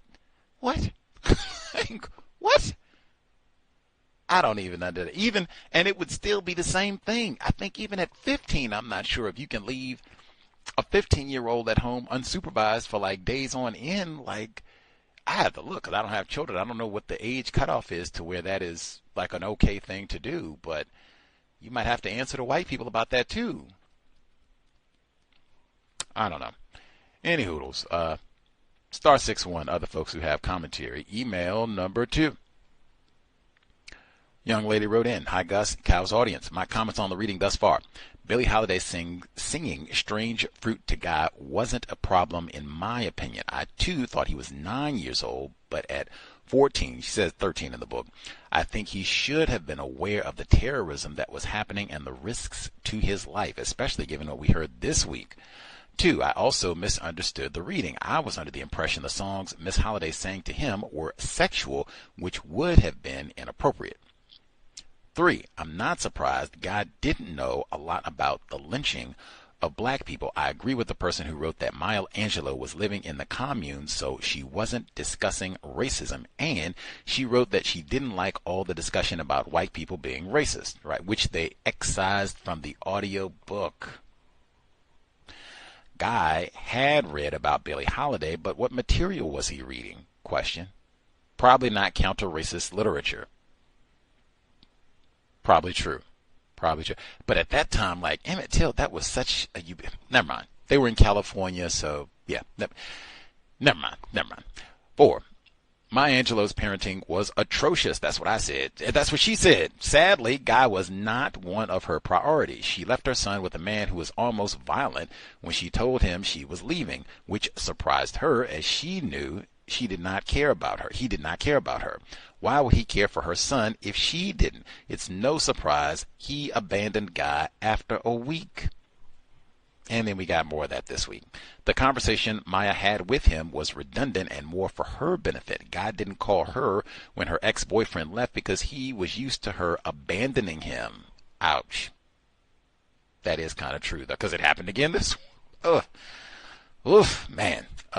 6. What kind of mother worries that her son will be attracted to her and daughters are jealous of her? I thought that too, man. I said that Oedipus Rex, man. I mentioned that last week. Oedipus Rex, that's, white people, Greek culture and all that, and having sex with their mom and everything. I don't know. Like, what? I'm a black mom. I've never had that experience and I don't have children, but I'm a black mom. I want to be fit and sassy, even as I get older. I don't want to be all frumpy and, old baggy sweaters and glasses and just knit and make pies for my children. Like, come on. Most black mothers I know, like, oh, for sure, not until they're like got like grandchildren, maybe great-grandchildren type of a thing. But I mean, what? My child, my son is going to be like, no. Maybe black mommies just don't tell me that sort of thing, but that seems like white people. That's white. In fact, that is, I'm just, Oedipus Rex, man. That is white culture through and through. And Dr. Kevorkian, admitted racist, he did tell us, hey, to sustain all of that characteristics that are associated with being classified as white, genetic recessive characteristics, you have to have a lot of what they call inbreeding. Sleeping with your mom, sisters, cousins, that sort of thing. 7. I also wondered about the black people overcoming being a tradition line in the book. It suggests to me that black people have no hope of racism ending. It is kind of bleak at minimum. 8. Didn't we learn Fidel Castro was a CIA spy? Oh, that's what Michael Mayers said. He was a total actor. Yep. I'd totally forgotten about that. He did say that. 9. This book is such a fascinating window into this period. That's what I thought. And the key civil rights activists who, regardless of the outcome, tried to address the problem of racism. That's what I thought. 10. I think the slave Tom was too afraid to buy his freedom, and perhaps his fear is a fear that many black people had. Talk about it. Fear of white genetic annihilation, and then fear of white people. And in fact, I submit it's so bad often we don't even say white people. We say old Captain Charlie, old Faze, Karen. We even got this channel. Now, I mean, even that. Karen, old Captain Charlie. Now, if they said old Captain Karen, maybe. Oh, Captain Charlie. Like, man, anything but white people? White people. Shh.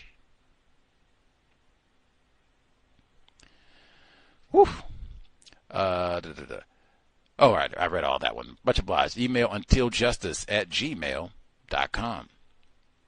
Get to a few of my quick thoughts, and then we'll push off to audio segment number 2. The word dignity is in this book a lot, and it was in Andrée Blouin's book a lot. Dignified slaves, jinkies. Let's see. She said, it seems like some of the times where she is motivated to jump to being involved or carrying out these tasks that she's not really qualified to do, she says it's because we couldn't just let the white men be the only contributors.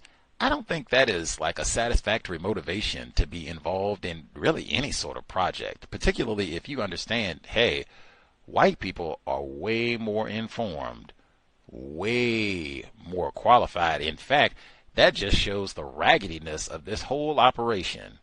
If you got to depend on me, and I can't even type, to do something pivotal in all of this, wow. Just wow. I've seen white people organize better to get a dog walking park. But it can't just be because I feel, what is that? I don't know, guilt? Shame that the white people are showing up. We're in a system of white supremacy. Duh.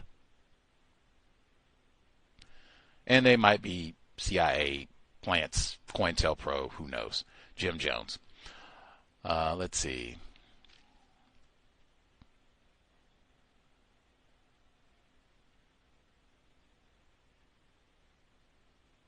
Elevator operating. They don't even have that job anymore. Elevator operator. Unemployment welfare line. That's about what I would expect.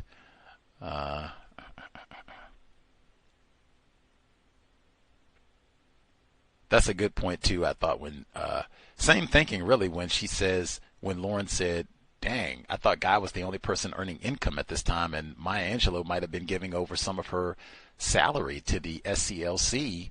Like, dang, I mean, is that the best choice? Like, as a attempted parent, like, gee whiz, like, I don't know.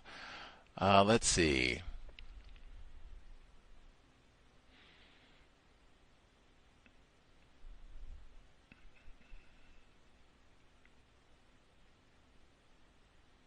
I don't, even when she's going to leave him and she gets Mrs. Tolman to come in and whatever, and he's like, I'm a man. That to me, you do not understand racism, white supremacy. I mean, you do not understand, clearly. She doesn't either.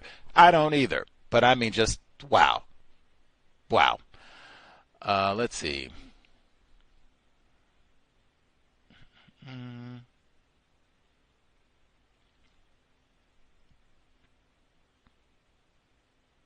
So there's been trouble. She comes back. The savages. I thought Mr. Fuller says monster and monstrosity. That's what this system creates.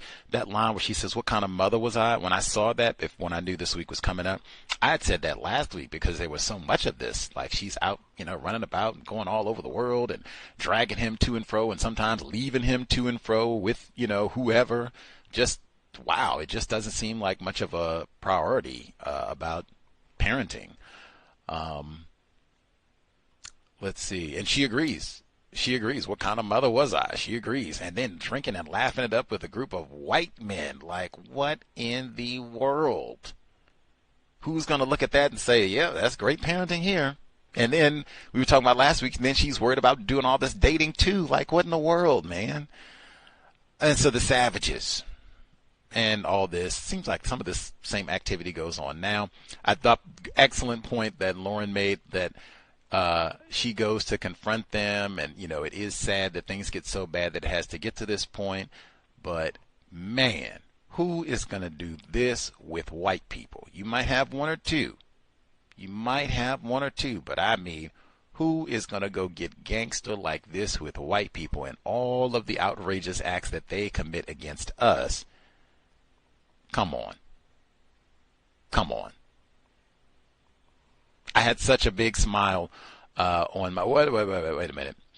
She says, Mom Willie spoke first. Well, honey, raising boys in this world is more than a notion. Ask me about it. While they're young, you pray you can feed them and keep them in school. They get up some size, and you pray some crazy white woman don't scream rape around them and get them lynched. Now, if lynching done popped up again already and we done barely got away from Billie Holiday, that's what I mean. Like, no, there is no way you can tell me that her singing that song was inappropriate, especially if he's 13, really even if he'd been 9, but 13, and this is just 4 years removed from Emmett Till being lynched. Come on. She continues, Mom Willie. She wouldn't be crazy. She would just be a racist woman doing what a racist woman does.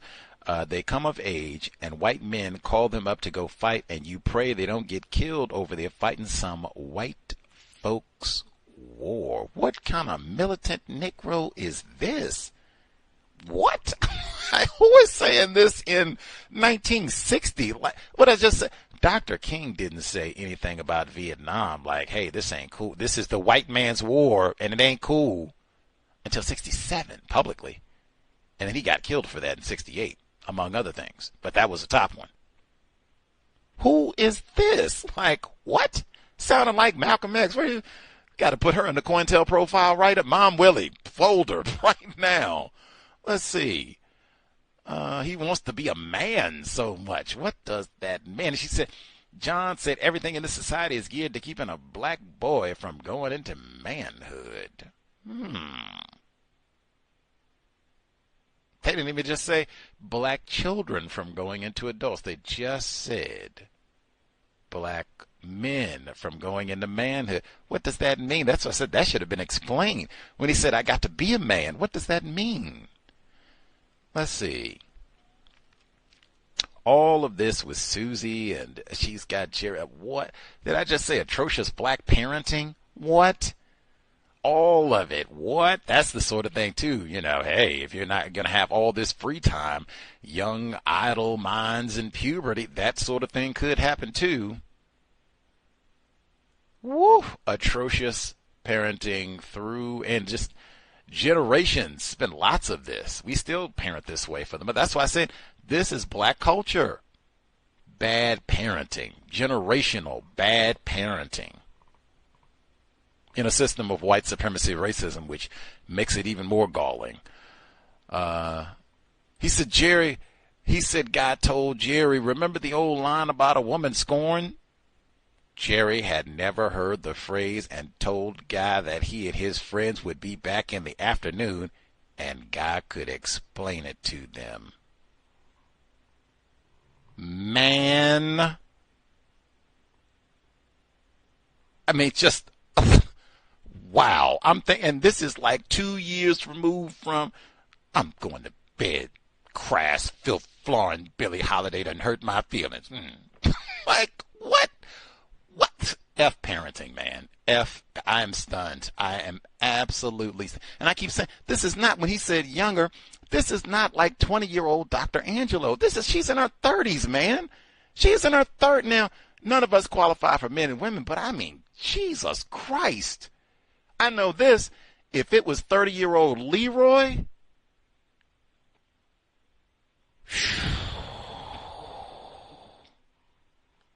much less 30-year-old Leroy is out here gallivanting, drinking with white chick. Come on. Nobody's going to make me run on man. Okay, first I can end right here. I had to understand the thinking of the savages. They were young black men. That's almost an equivalent, right? Black men, savages. Black men, savages. Black men, savages. Preying on other young black men. They had been informed successfully that they were worthless. I said it.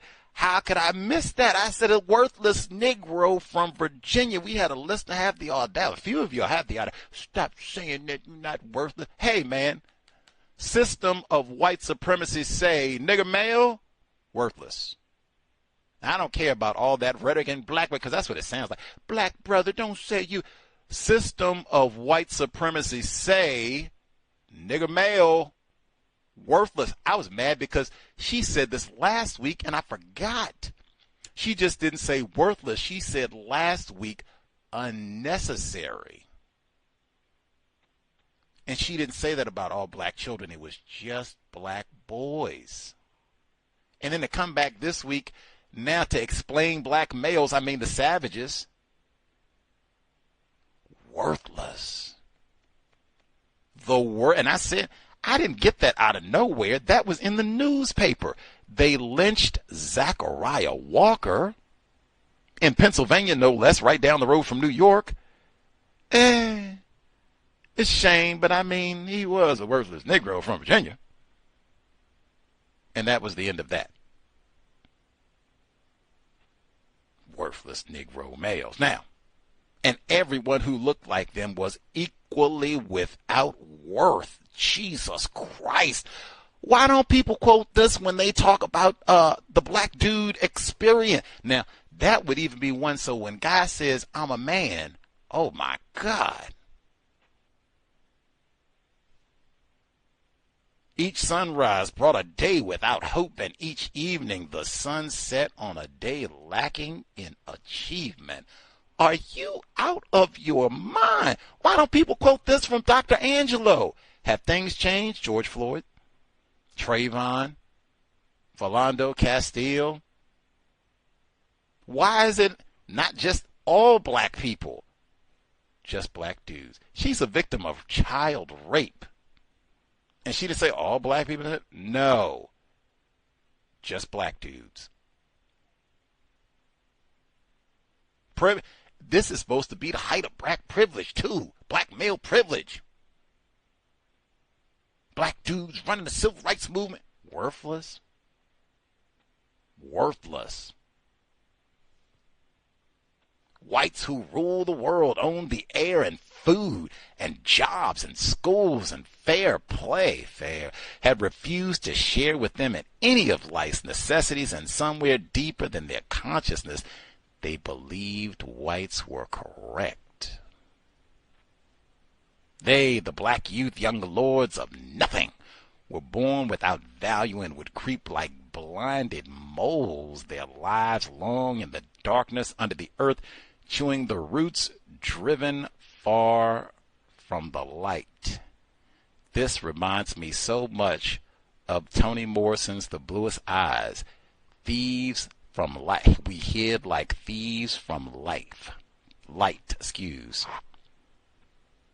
The passage that ends, she talks about how the anti-blackness and picking on Pecola, it sounds exactly like that. I'm just staggered because, I mean, that is quite, and this is a black mom.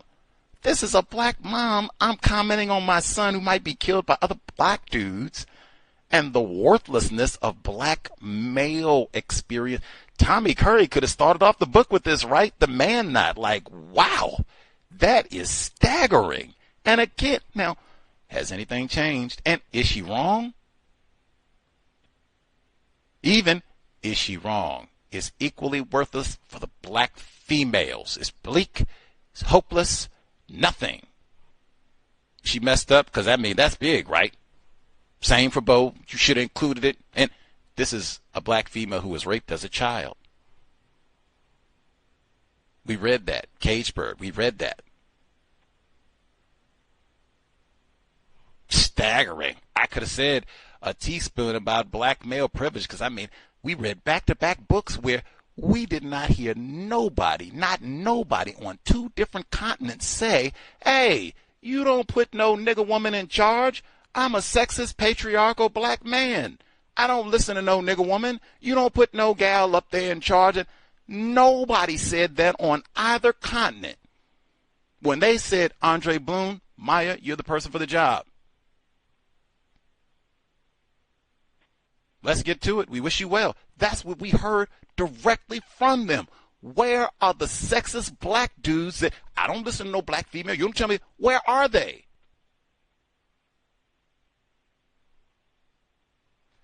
Come on, man. We will get to it. Audio segment. I'm still looking. Maybe they'll pop up right here. They'll all go beat her up and take her job. And, you know, we don't listen to no black females.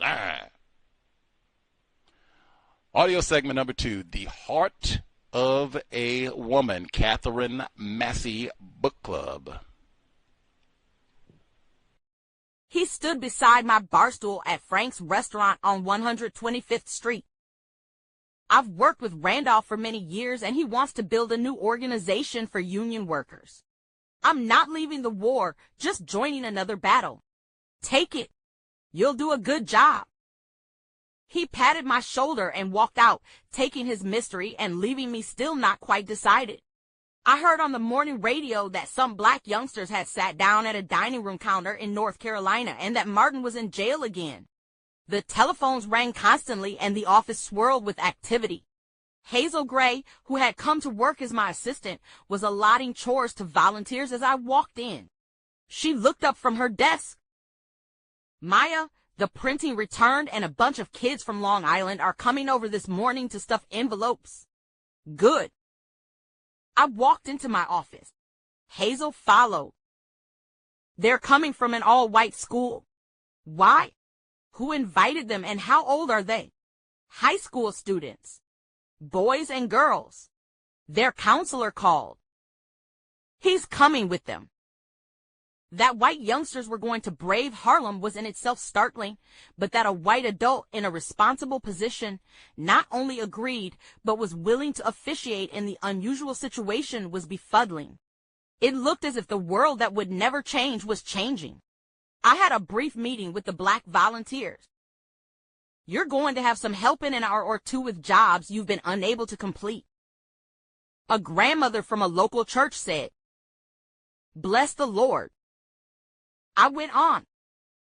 30 young people are on their way, and we have to decide on how they can help us. We may not have this opportunity again. Now, you tell me what needs to be done. The mimeograph machine needs to be moved away from the window. The sunshine is melting the ink. I wish somebody would take all that junk out of the back office. Somebody ought to file that stack of papers in the hall. We need the steps clean. Don't look right to come to Martin Luther King's office and have to walk up dirty steps. The counselor looked like an old Burgess Meredith. He was dressed in gray and looked as gray as a winter sky. His casualness was studied and his contrived shamble attractive. He was shorter than most of his charges. Miss Angelou, these students have been excused from their classes. In support of the students sitting in North Carolina, they chose to give the day to the Martin Luther King organization. We are ready to do whatever job you assign us. He stood in the middle of the youthful energy like a dull drake among a brood of white ducklings. I called in the volunteer captains and introduced them. Hazel and I sat through lunch in my office. We chuckled over the white youngsters who were scrubbing the steps and sweeping the floor and doing the jobs for us which were being done in their homes and in their streets by black women and men. We knew that what we were seeing was a one-time phenomenon, so were determined to enjoy it. The children and their counselor led in to say goodbye. They accepted my thanks and the thanks of the SCLC. I made a little speech about the oneness of life and the responsibility we all had to make the world livable for everyone. They left and we turned up the volume on the news station. Martin was still in jail. The police had dragged the blacks out of the diner. The North Carolina black community was angry, but nothing had happened yet. The office was drifting back to normal when Hazel buzzed my phone. "Hey, Maya, got something else for you. Are you ready?" "Yes. 2 groups of whites are coming tomorrow and a high school class from an integrated school. Have we got work for them?" I listened, speechless. Hazel laughed. "I asked you if you were ready." The weeks ran together, the days raced. White and black people were changing as Martin Luther King traveled to and from jail and across the United States, his route covered by the national media. Malcolm X could be seen stripping white television reporters of their noise on the evening news. In Harlem, the Universal Negro Improvement Association, formed in the 1920s by Marcus Garvey, was being revived, and the Ethiopian Association was coming back to life. White movie stars attracted by Harry Belafonte and Sidney Poitier were lending their names to the struggle, and their sincerity stood up against the most suspicious scrutiny. One evening at Belafonte's house, Shelley Winters explained why she was glad to contribute her money and her time to the SCLC. "It's not that I love Reverend King or all black people or even Harry Belafonte. I have a daughter. She's white and she's young now, but when she grows up and finds that most of the people in the world are black or brown or yellow and have been oppressed for centuries by people who look like her, she's going to ask me what I did about it. I want to be able to say the best I could." I was still suspicious of most white liberals, but Shelley Winters sounded practical and I trusted her immediately. After all, she was a mother just like me, looking after her child. At home, Guy talked about the movement. I was pleased that he and Chuck had joined a youth group of the Society Against Nuclear Energy, and I gave him permission to participate in a march protesting nuclear war. Avoiding the evening subway rush, I always stopped in a bar near the 125th Street stop of the train. The place was rough because its bartender and regulars were living lives of little gentleness.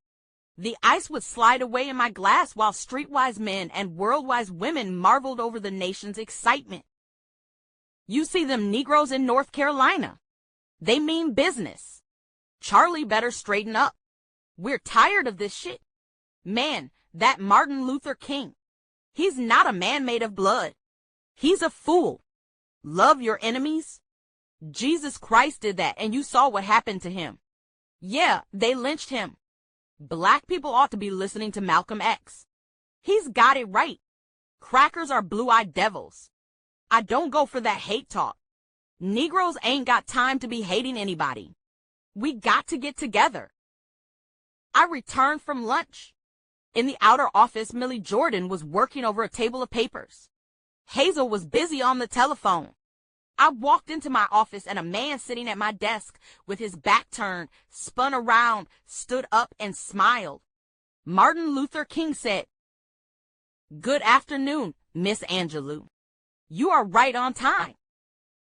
The surprise was so total that it took me a moment to react to his outstretched hand. I had worked 2 months for the SCLC, sent out tens of thousands of letters and invitations signed by Rev. King, made hundreds of statements in his name, but I had never seen him up close. He was shorter than I expected and so young. He had an easy friendliness which was unsettling. Looking at him in my office alone was like seeing a lion sitting down at my dining room table eating a plate of mustard greens. "We're so grateful for the job you all are doing up here. It's a confirmation for us down on the ring line." I was finally able to say how glad I was to meet him. "Come on, take your seat back and tell me about yourself." I settled gratefully into the chair and he sat on the arm of the old sofa across the room. "Stanley says you're a Southern girl. Where are you from?" His voice had lost the church way of talking and he had become just a young man asking a question of a young woman. I looked at him and thought about the good-looking, sexy school athlete who was invariably the boyfriend of the high-yellow cheerleader. I said, "Stamps, Arkansas, 25 miles from Texarkana." He knew Texarkana and Pine Blue and, of course, Little Rock. He asked me the size and population of Stamps and if my people were farmers. I said no and started to explain about Mama and my crippled uncle who raised me. As I talked, he nodded as if he knew them personally. When I described the dirt roads and shanties and the little schoolhouse on top of the hill, he smiled in recognition. When I mentioned my brother Bailey, he asked what he was doing now. The question stopped me. He was friendly and understanding, but if I told him my brother was in prison, I couldn't be sure how long his understanding would last. I could lose my job. Even more important, I might lose his respect. Birds of a feather and all that, but I took a chance and told him Bailey was in Sing Sing. He dropped his head and looked at his hands. It wasn't a crime against a human being. I had to explain. I loved my brother, and although he was in jail, I wanted Martin Luther King to think he was an uncommon criminal. He was a fence, selling stolen goods. That's all. He looked up. How old is he? 33 and very bright. Bailey is not a bad person. Really. I understand. Disappointment drives our young men to some desperate lengths. Sympathy and sadness kept his voice low. That's why we must fight and win. We must save the Baileys of the world.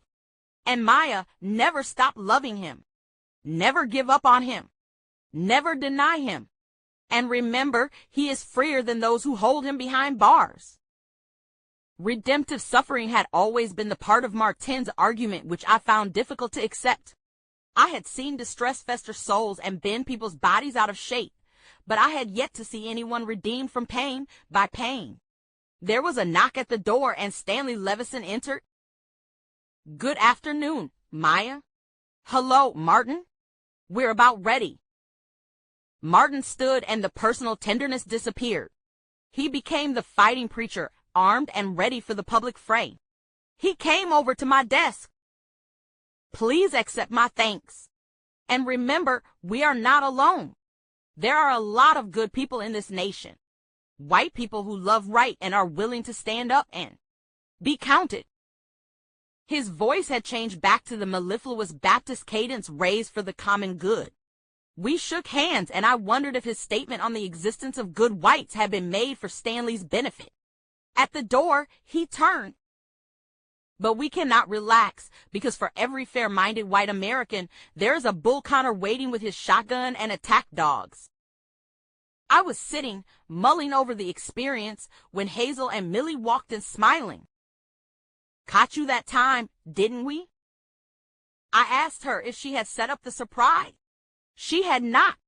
She said when Martin came in, he asked to meet me. He was told that I was due back from lunch and that I was fanatically punctual. He offered to play a joke by waiting alone in my F. Millie chuckled. He's got a sense of humor.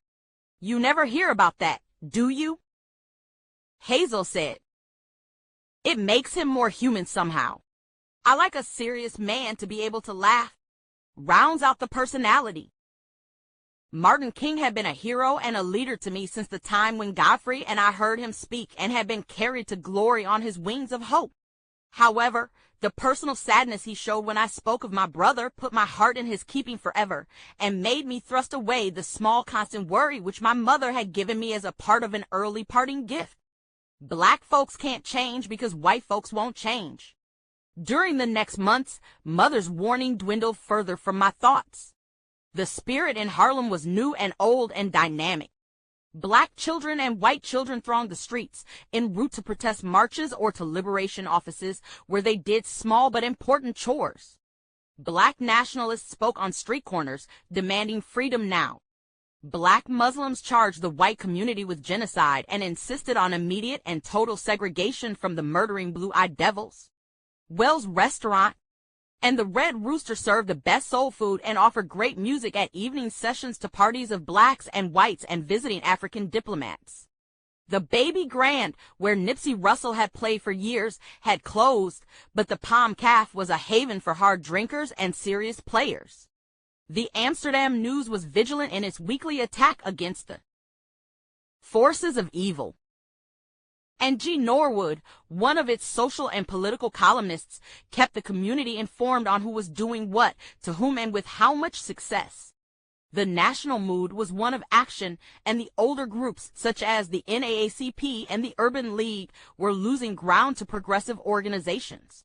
Young blacks had begun calling Roy Wilkins a sellout uncle, Tom and Whitney Young a dangerous spy. Only Martin and Malcolm commanded respect, and they were not without detractors. The Harlem Writers Guild meeting at Sarah Wright's house was ending. As we were saying goodbye, Sarah's phone rang. She motioned us to wait and answered it. When she hung up, she said excitedly that the Cuban delegation to the United Nations, led by President Castro, had been turned out of a Midtown hotel. The group was accused of having brought live chickens to their rooms where they were to use them in voodoo rites. The entire delegation had been invited to the Teresa Hotel in Harlem. We all shouted. Those few writers and would-be writers who were not members of Fair Play for Cuba nonetheless took delight in Fidel Castro's plucky resistance to the United States. In moments, we were on the street in the rain, finding cabs or private cars or heading for subways. We were going to welcome the Cubans to Harlem. To our amazement, at 11 o'clock on a Monday evening, we were unable to get close to the hotel. Thousands of people filled the sidewalks and intersections, and police had cordoned off the main and side streets. I hovered with my friends on the edges of the crowd, enjoying the Spanish songs, the screams of Viva Castro, and the sounds of conga drums being played nearby in the damp night air. It was an oh and hallelujah time for the people of Harlem. 2 days later, Khrushchev came to visit Castro at the Teresa. The police, white and nervous, still guarded the intersection of 125th Street and 7th Avenue, which even in normal times was accepted as the most popular and possibly most dangerous crossroad in Black America. Hazel, Millie, and I walked down a block from the office, pushing through the jubilant crowd. We watched as Castro and Khrushchev embraced on 125th Street as the Cubans applauded and the Russians smiled broadly, showing metal teeth. Black people joined the applause. Some white folks weren't bad at all. The Russians were okay. Of course, Castro never had called himself white, so he was okay from the get. Anyhow, America hated Russians, and as black people often said, wasn't no communist country that put my grandpapa in slavery. Wasn't no communist lynch my papa or raped my mama. Hey, Khrushchev, go on with your bad self. Guy left school without permission to come to Harlem with a passel of his schoolmates. They trooped into the SCLC office after the Russian and Cuban delegations had left the neighborhood for the United Nations building. Millie called and told me my son was in the back, stamping envelopes. Surprise and a lack of sensitivity made me confront him before his friends. What are you doing here? You're supposed to be in school.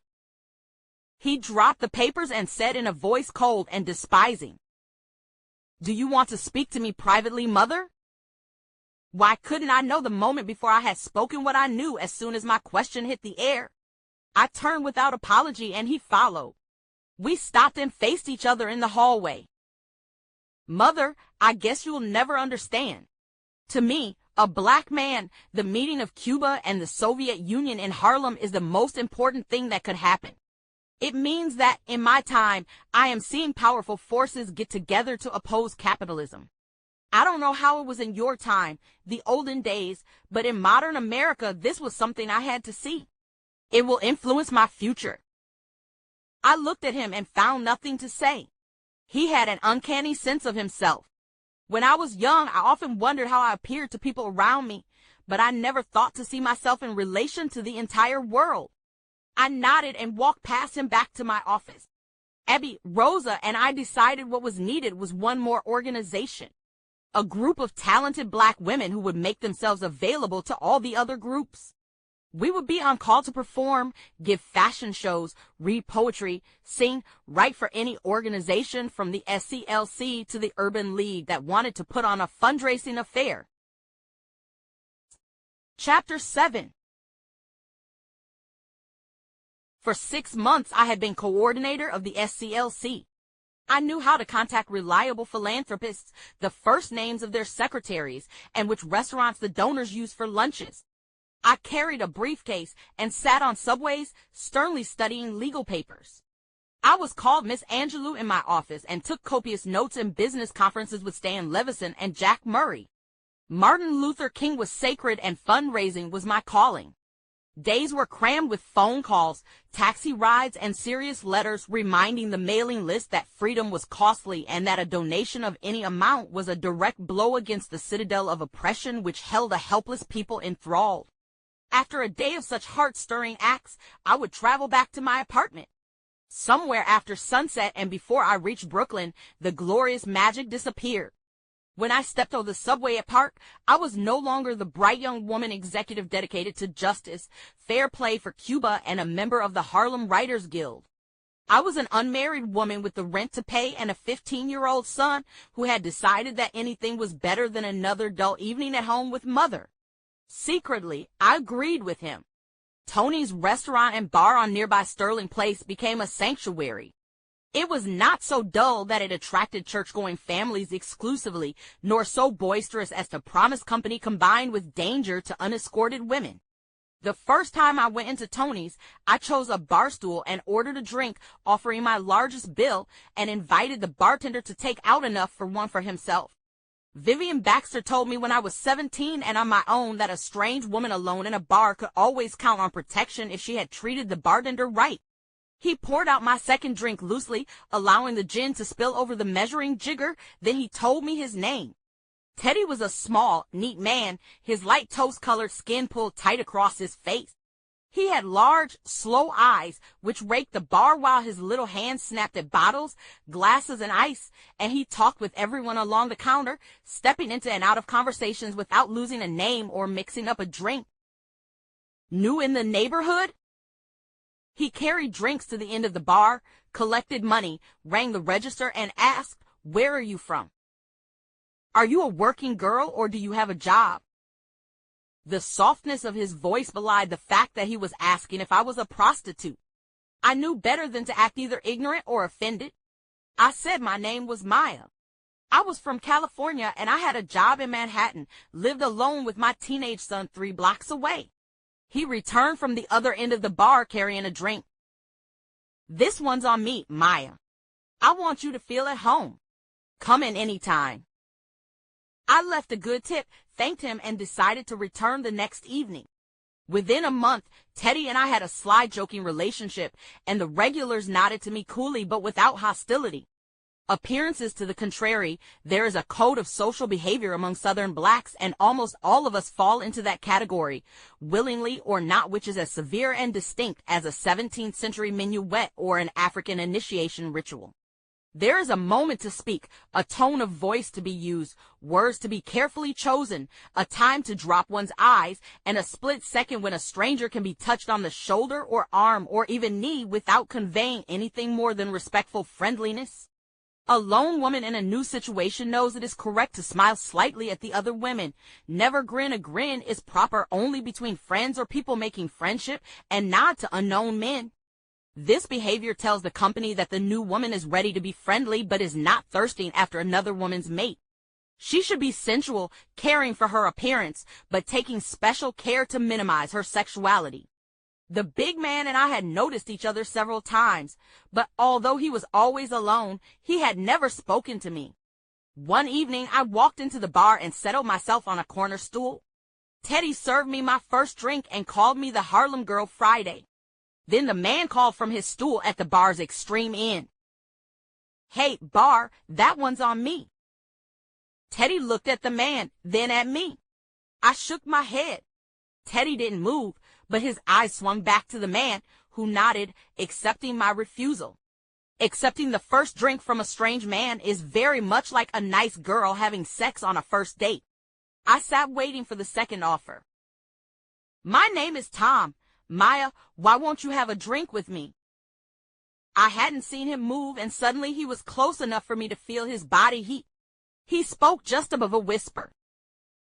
"I didn't know you. I didn't know your name. A lady can't drink with a nameless man." I smiled, pressing my cheek muscle down to show the hint of a dimple. He was a reddish tan color, which Southern blacks called meringue. His face was freckled and his smile a blur of white. "Well, I'm Thomas Allen. I live on Clark off Eastern Parkway. I'm 43 and I'm married. I work in Queens and I work hard and I make pretty good money. Now you know me." He raised his voice. "Bar, give us another one like that other one." Then dropped his voice. "Tell me, why are you all alone? Have the men gone blind?" Although I knew it was an expected move in the courting game, flirting made me uncomfortable. Each coy remark made me feel like a liar. I wiggled on the stool and giggled and said, "Oh, stop." Thomas was smooth. He led, I followed. At the proper time, he withdrew and I pulled forward. By the end of our introductory ceremony, I had given him my address and accepted an invitation to dinner. We had 2 dinner dates where I learned that he was a bail bondsman and divorced. I went to his house and received lavish satisfaction. After a few nights of pleasure, I took him home to meet my son. He was Tom to his friends, but to establish myself as a type different from the people he knew, I called him Thomas. He was kind to me, always speaking gently, and generous to Guy. We were a handsome trio at the movies, at the zoo, and at Coney Island. His family treated me with courtesy, but the looks they traded with each other spoke of deep questions and distrust. What did I want with their brother? A grown woman who had been in show business, and the good Lord knew what else. Her teenage son, whose sentences were threaded with big words, who talked radical politics and went on protest marches. What was Tommy going to do with them? And for goodness sake, she wasn't even pretty, so what did he see in her? If they had asked me instead of each other, I could have informed them with 2 words, sex and food. At first, my eagerness in the bedroom shocked him, but when he realized that I wasn't a freak, just a healthy woman with a healthy appetite, he was proud to please me. And I introduced him to Mexican and French menus, spreading glories of food on my dining room table. We enjoyed each other's gifts and felt easy together. I had only one regret. We didn't talk. He never introduced a subject into our evenings and answered with monosyllables to any questions asked. After the most commonplace greetings, our conversations were mostly limited to my shouting in his bedroom and his grunts at my dining room table. He treated my work at the SCLC as just another job. A large donation or a successful money drive would send me away from the office sparkling. Thomas would accept the news with a solemn nod, then thump the newspaper so that I would know he was really busy reading. His replies to questions about the quality of his workday were generally given in a monotone. It was okay. Were any interesting people arrested? No. Just the same old whores and pimps and murderers. Aren't some of those criminals dangerous? Walking down the street is dangerous. Wasn't he ever afraid of gun-toting criminals? I've got a gun too, and a license to carry it. But for my arrogance, our relationship would never have progressed beyond the reach of our carnal appetites. The Writers Guild had met at Rose's apartment, and people were arranging rides to a late-night party in Harlem. I declined, saying Thomas was coming to take me home. Someone suggested I bring him to the party, but before I could respond, another writer asked if it was true that fella was a bail bondsman. He was a bail bondsman, so what?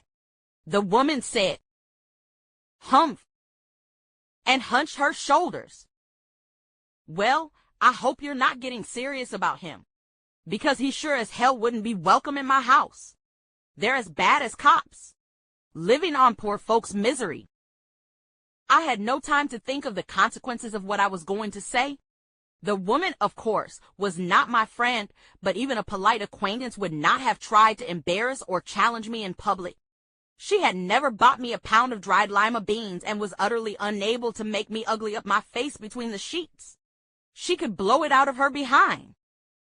I'm marrying him, and I'm tearing up your invitation to the wedding. John Killen's turn. What the hell you say? Rosa, who knew all my secrets, widened her eyes and asked, "Since when?" I dealt with all the questions with a coolness I didn't feel.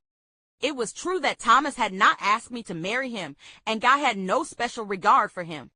I knew I wasn't in love with him, but I was lonely and I would make a good wife.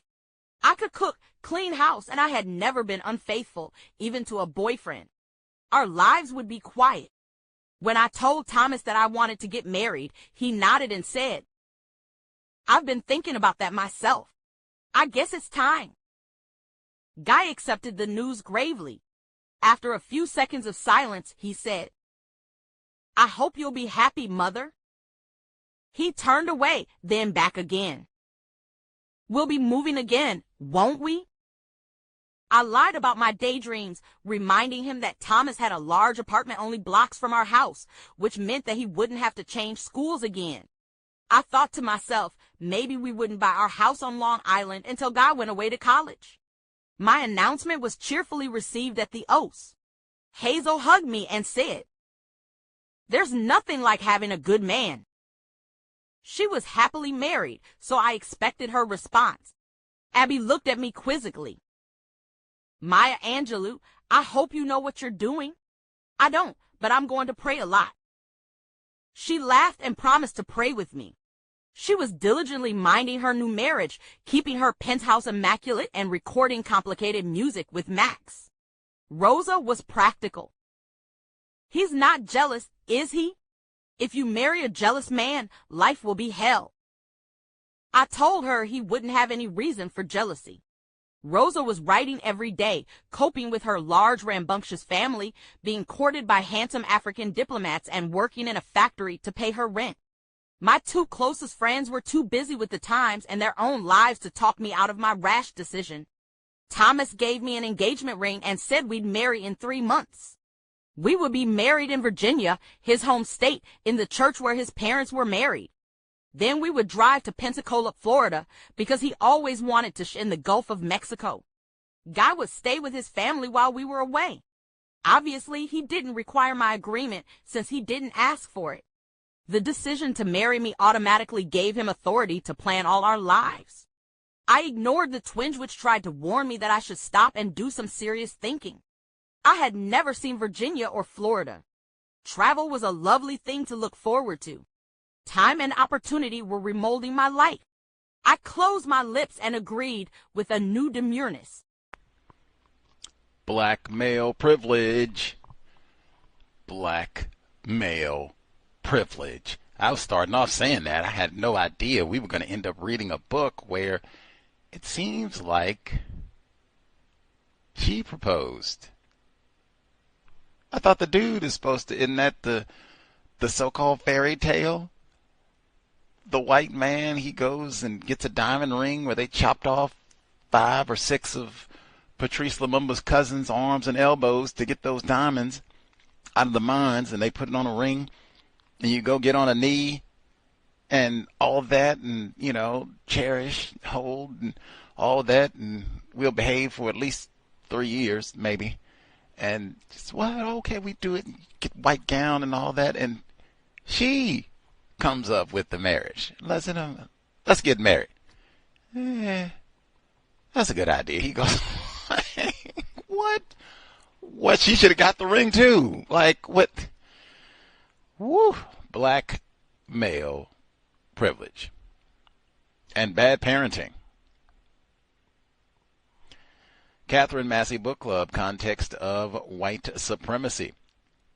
The number 605-313-5164. The code 564943 pound. Press star 61 if you would like to participate. Flitty. That was it. Flitty. Any hoodles, the email untiljustice@gmail.com. I will round out, finish up email number 1, because we didn't get to chapter 6. Here we go. 1, they're coming from an all-white school. Why? Who invited them, and how old are they? The white youngsters who were going to brave Harlem. It looked as if the world that would never change was changing.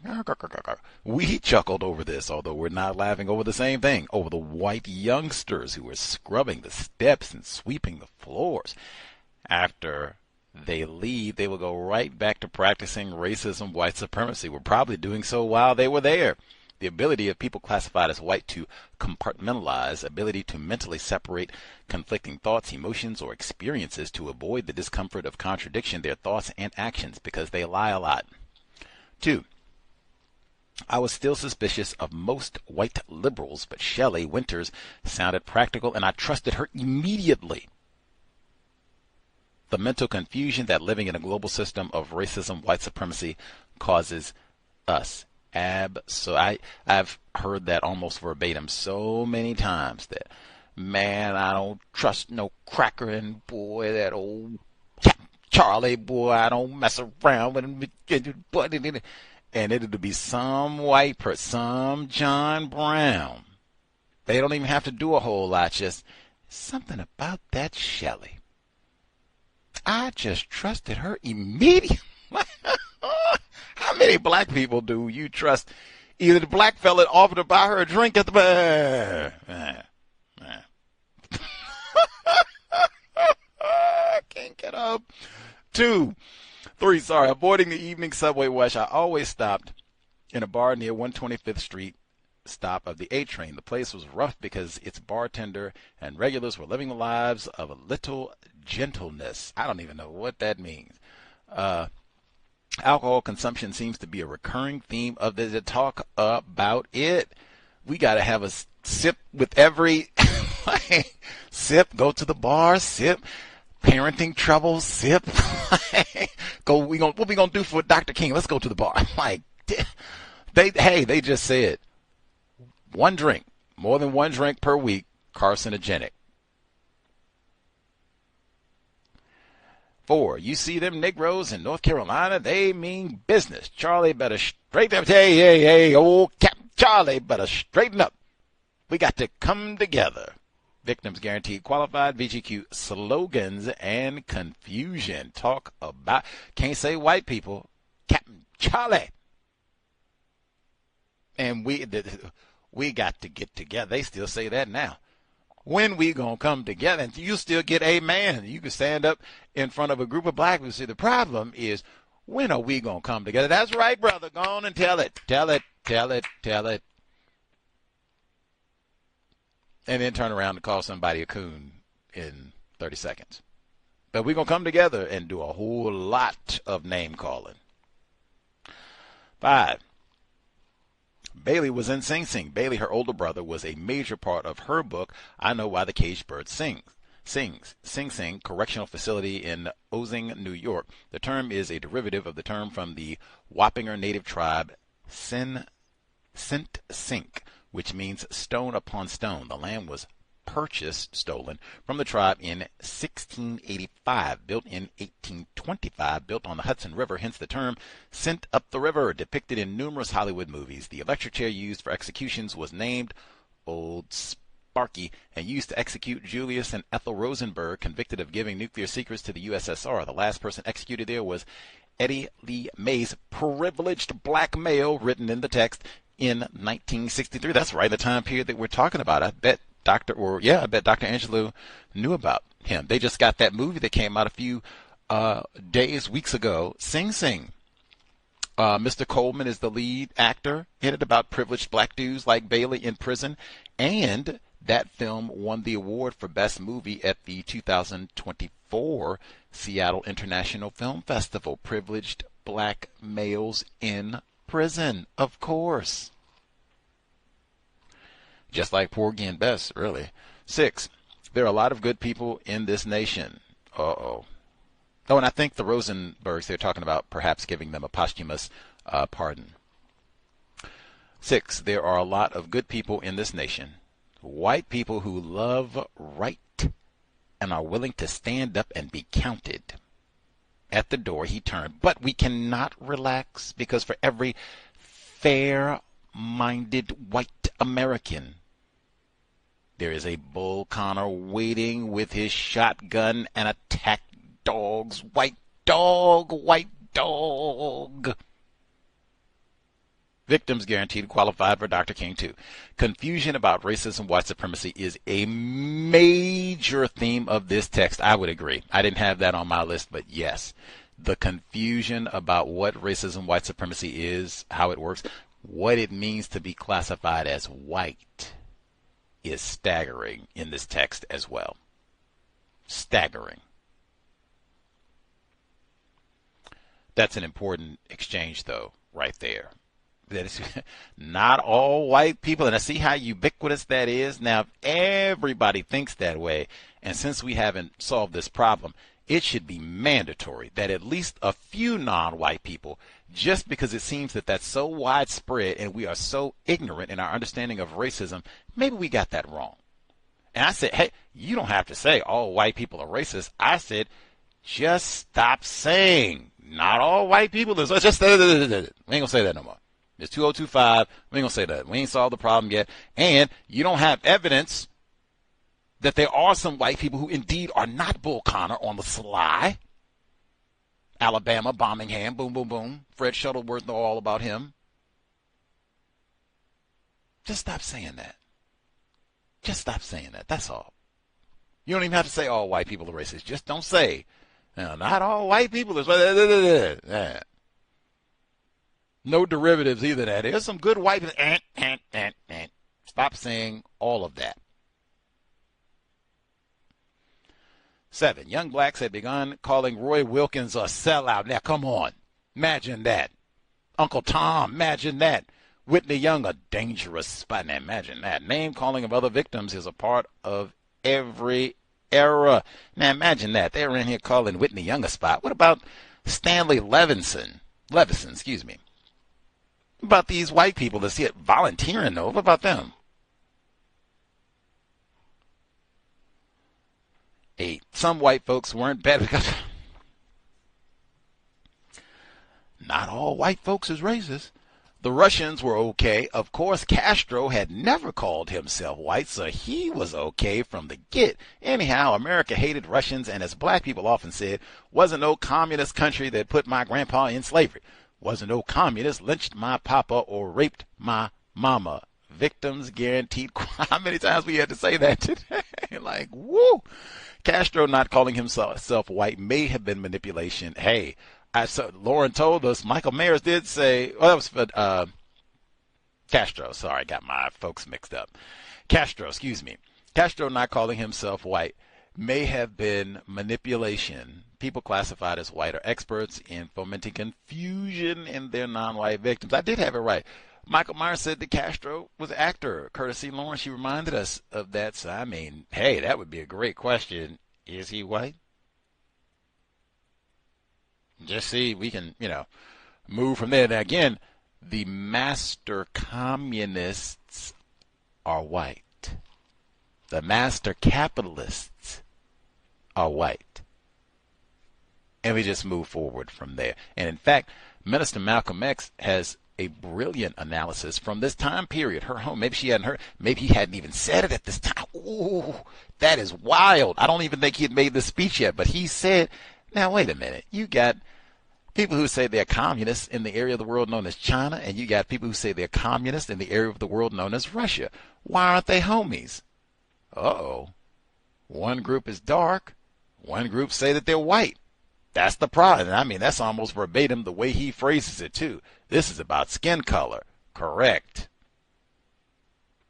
Got nothing to do with no communist. And the problem is white people. Putin looking out for my black brothers and sisters. Anybody, they heard that so far? Did I miss that? Putin ain't invested in the cows, to my knowledge. Maybe he'll support my trip to Buffalo this year. I'll let you know. Untiljustice@gmail.com. Untiljustice@gmail.com. The number 605-313-5164. The code 564943. Pound. Press star 61 if you would like to participate. We'll see. If you have commentary, get your hand up immediately. No waiting. That scene, Dr. King and Dr. Angelou are chatting it up, and he's about to leave. And Stanley Levinson, white man, walks in, and he says, well, hey, we got to keep up the fight, and there's some right-thinking white people, and we got to keep up. And she says, Dr. Angela says she was thinking now, did he say that because the white man walked in? Like, ooh-wee. What do you all think of that scene? Do you think that could have been that, yeah, maybe he did say that because that white man, because I mean, hey, I could say 2025, 2030, 2040, as long as the system of white supremacy exists, oh yeah, just having a white person present a lot of times will extraordinarily impact how we talk about white supremacy. Sometimes just having a white person present, it demands that we say, Thad, not all white people is racist. Make sure we get that on the radio. Everybody heard, not all white people is racist. That's the result of centuries of white terrorism. We should stop saying that, though. Folks who dialed in, Lauren, I'll look out for other hands as well. If you all have commentary, thoughts on that scene or other portions, proceed. Evening, everyone. Thank you for allowing me to speak again. First, Gus, I didn't remind you that Castro was an actor or whatever. I think that was one of the people who wrote in this week. Also, if you let Putin help you get to Buffalo, you might get on 2 more lists for mistreatment by white people. As far as the segment we just read, when she was talking about the white high school students coming to help, let me see. She said, I don't know. It was just like, it doesn't take much for white people to impress us. They're going to move something from in front of the window, sweep the stairs. Whew, there's some excellent white people. It was also a line. He stood in the middle of the youthful energy like a dull drake among a brood of white ducklings. Ducklings typically are not white, and being a duck that is not white does not make you dull. I would like to say that. Oh, here it is right here. It says 2 groups of whites are coming tomorrow in a high school class from an integrated school. Have we got work for them? I listened speechless. Hazel laughed. I asked if you were ready. Like, I don't think you should be speechless just because white people are going to come and give you some so-called assistance. I too noted when she said she's talking about Shelley Winters.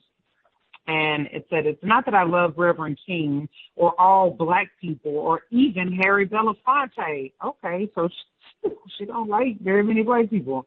I have a daughter. She's white, and she's young now. But when she grows up and finds that most of the people in the world are black or brown or yellow and have been oppressed for centuries by people who look like her, she's going to ask me what I did about it. And I want to be able to say the best I could. I was still suspicious of most white liberals, but Shelley Winters sounded practical, and I trusted her immediately. After all, she was a mother just like me, looking after her child. Man, okay. Many white women produce offspring that are in the KKK, so being a mother, that doesn't mean anything. Most white people, though, don't admit they're worldwide minorities. I did take note of that. And she also said, oppressed by people who look like her. Not white people are being mistreated worldwide by white people, period. Not just people who look like her daughter. Her and her daughter are doing some mistreatment. And also the trusted her immediately part, that was very noticeable. She seemed to be embarrassed to tell Mr. King that her brother was in the penitentiary. And he said, we must save the Baileys of the world. And Maya, never stop loving him. Never give up on him. Never deny him. And remember, he is freer than those who hold him behind bars. VGQ, I don't think Bailey, a black male, is freer than the average white person or even the poorest one. Let me see. Also, some white folks weren't bad at all. The Russians were okay, of course. Castro never called himself white, so he was okay from the get. Hey, there's been several white people who came on this program, and when Gus asked them if they were white people, they said things like, I'm Jewish or I'm Hispanic. Just because you don't call yourself white doesn't mean you're not white, and it doesn't mean you're not practicing racism. And when you classify yourself as white and other white people classify you as white and you lie about that, I think that in itself is, you're trying to confuse non-white people, and that's practicing racism. Also, wasn't no communist country that put my grandpapa in slavery, wasn't no communist lynch my papa or rape my mama. Okay. Maybe it wasn't a so-called communist. I don't know what that is, but it probably was a white person. So, instead of concentrating on if a person is a Russian or whatever, maybe just figure out if they're white. That might be helpful. Let me see. She meets the guy at the bar. His name is Tom. First of all, he tries to buy her a drink. She says no to the first drink, saying, accepting a first drink from a strange man is very much like a nice girl having sex on a first date. I sat waiting for the second offer. This is complete silliness. They had 2 dinner dates, and then she engaged in sexual activity with him the second time they went out. Now, I'm not saying that's incorrect. Do what you're going to do, but it's pure D nonsense. All these silly, I don't want to use profanity, all these silly so-called rules you're making up, trying to make it seem like you're one way, when that's probably not the truth. Let me see. She was talking about his family, and they wanted to know why he was talking to her. She wasn't even pretty. What did he see in her? And she said, if they had asked me instead of each other, I could have informed them with 2 words, sex and food. I'm not sure that's really, I don't know. I don't know if that's a reason to be just engaging in sexual activity with someone. She said, I had only one regret. We didn't talk.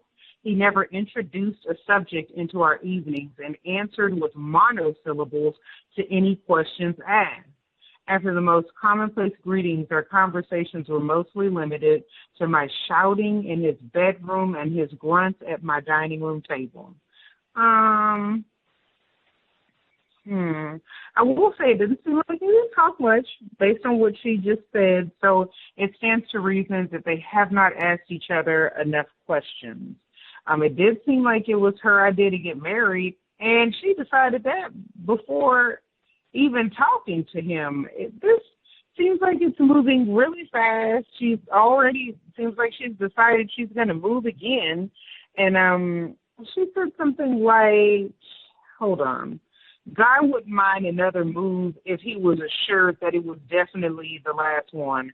And I don't know how she could, with any degree of honesty, assure her son that this was going to be the last move. Just a lot of the thought, speech, and action do not make sense to me. But I don't know. I'm not the smartest person in the world. And that's all I have for right now. Thank you for allowing me to speak. And you don't have offspring, so, what do you know? Same thing I say about me. I don't have offspring. What do I know about the child rearing thing? Maybe you can. We moved all. She gave us the list. She broke it down. Honolulu, Cleveland, California. Or it was like 9, 10 moves in San Francisco alone. And then L.A. and the commune and New York, like, hey, maybe you can go in there after all that. Look here, guy. I know we moved a lot. But I met this fella at the bar. And we've been kicking it for a minute, and, this is it. I can promise you. It's, we're good. I'm not doing no more traveling until you are in college. That'll be the deal. You're 15 now. That means you got we're going to have 3 years of stability. I'd probably respond the same thing. Whatever. When are we leaving? Who was the dude this time? Like, whatever. Whatever. Flitty. Woo. Let's see. Notes from the second portion. I thought that was interesting as well, where she says that Shelley King pointed out that white people are the numerical minority on the planet, because that is something that is not brought up often at all. Might even be dangerous. Even point that out. Let's see. Love your enemies. She's talking about the black people talking about current events, and then they are not on board with this. Love white people. Love you. They don't say white people. They say Charlie. They have lots of crackers. They don't say white people. They don't say white people. I said that, has been standard operating procedure with us for some time. And then we got to get together. Lots of cliches and metaphor, and that's all throughout this period. Black power, we will overcome, songs, cliches, metaphors, really poor understanding of white supremacy, racism, and the importance of accuracy with words. Dr. King seemed like he really appreciated and was maybe even surprised that Dr. Angelou was right on time. I say, hey, it should even be code, especially even dealing with other non-white people. If you can't be early, be on time. That is so critically important. Let's see. She said she looked at him and thought about the good-looking, sexy athletes who had the high yellow cheerleader. I was thinking about Coretta Scott King's complexion. I was like, oh, yeah, I guess, yeah. system of white supremacy, racism, for sure. We already talked about Sing Sing. I appreciate her pointing out that she did not see the value of so-called redemptive suffering, and I do not either. I don't even know what that means. That sort of jargon gets used in talking about racism, that black people, we have to love our enemies and go out and toil and overcome and suffer, and we are somehow made better, or I don't even know what any of that means. Like, being mistreated is not healthy. Full stop. Let's see.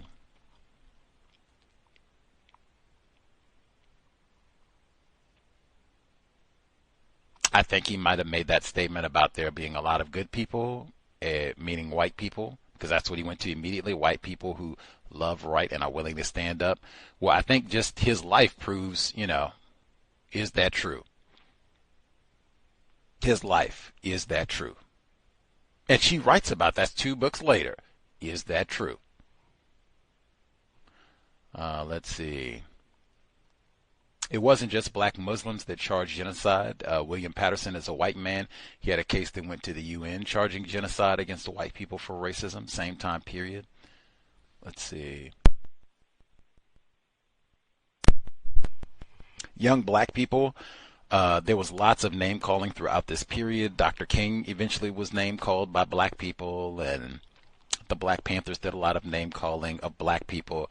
We generally don't name call white people. We didn't then, and we don't now, generally speaking. Crackers is about as much as you get, and we heard that in the book. And that's not name calling. We talked about that before. Some white folks weren't bad at all. We got that with the right. Incidentally, all of this is like depicted in Soundtrack to a Coup d'etat, the film. I was even thinking, this is a better film in terms of this is a better representation of what that film, Soundtrack to a Coup d'etat, is about, in my view, because you're going to get a lot more people. Abby Lincoln is a big part of that film. She wasn't mentioned in the last book. She's a big part of this book. Dr. Angelou herself is mentioned in that film. Max Roach, married to Abby Lincoln, he's in the film. Dizzy Gillespie, I don't think he was mentioned in the last book. Khrushchev coming to Harlem, all of that is depicted. They have pictures of this. Castro coming to Harlem, they have pictures. That's a big, like 10-15 minute chunk of the film. And then we haven't even got to the Lumumba part. Like I was thinking of, this is a much better representation in terms of much more quickly getting right to the time period that film is about. The musical component, because she was singing too, so you get that as well. Like, this is very much in line with what you would see depicted in Soundtrack to a Coup d'etat. And we haven't even got to Lumumba yet. Let's see, anything else before we wrap up? Well, her son says, "Mother, I guess you'll never understand. To me, a black man. The meeting of Cuba and the Soviet Union in Harlem is the most important thing that could happen. It means that in my time, I am seeing powerful forces get together to oppose capitalism, not racism. I don't know how it was in your time, the olden days." She's like 30. Like, he was 17 when he was like, what? Well, I guess all children there, but I mean, really. But in modern, what? This was something I had to see. It will influence my future. Now, that is true. Historic books, whole books have been written just about these couple of days in Harlem and how important they were and all of that. So, yes, he is absolutely 100% right. And this is like a 15-minute chunk of maybe 10-minute, but it is a good 10-minute chunk of the film. They have newspaper reports and pictures. They show the crowds in the street. Like, absolutely, he is correct on all fronts. And if I was there or even close, I probably would have went too. But wow, even that, he joins the group about nuclear proliferation, which is about racism on so many fronts. That's what we just read. Niggra, if you don't get in that mine, I will chop off your. So, I mean, that's on a lot of levels. That is for sure. I mean, hey, and they bombed the Japs, so that's a racism on a lot of levels. But he didn't join none of the student groups and all that about racism. The nuclear group with the white people, and then capitalism? This isn't white supremacy. They were talking about Lumumba. That's what popped up in the film. What are Khrushchev and Castro talking about some of the time?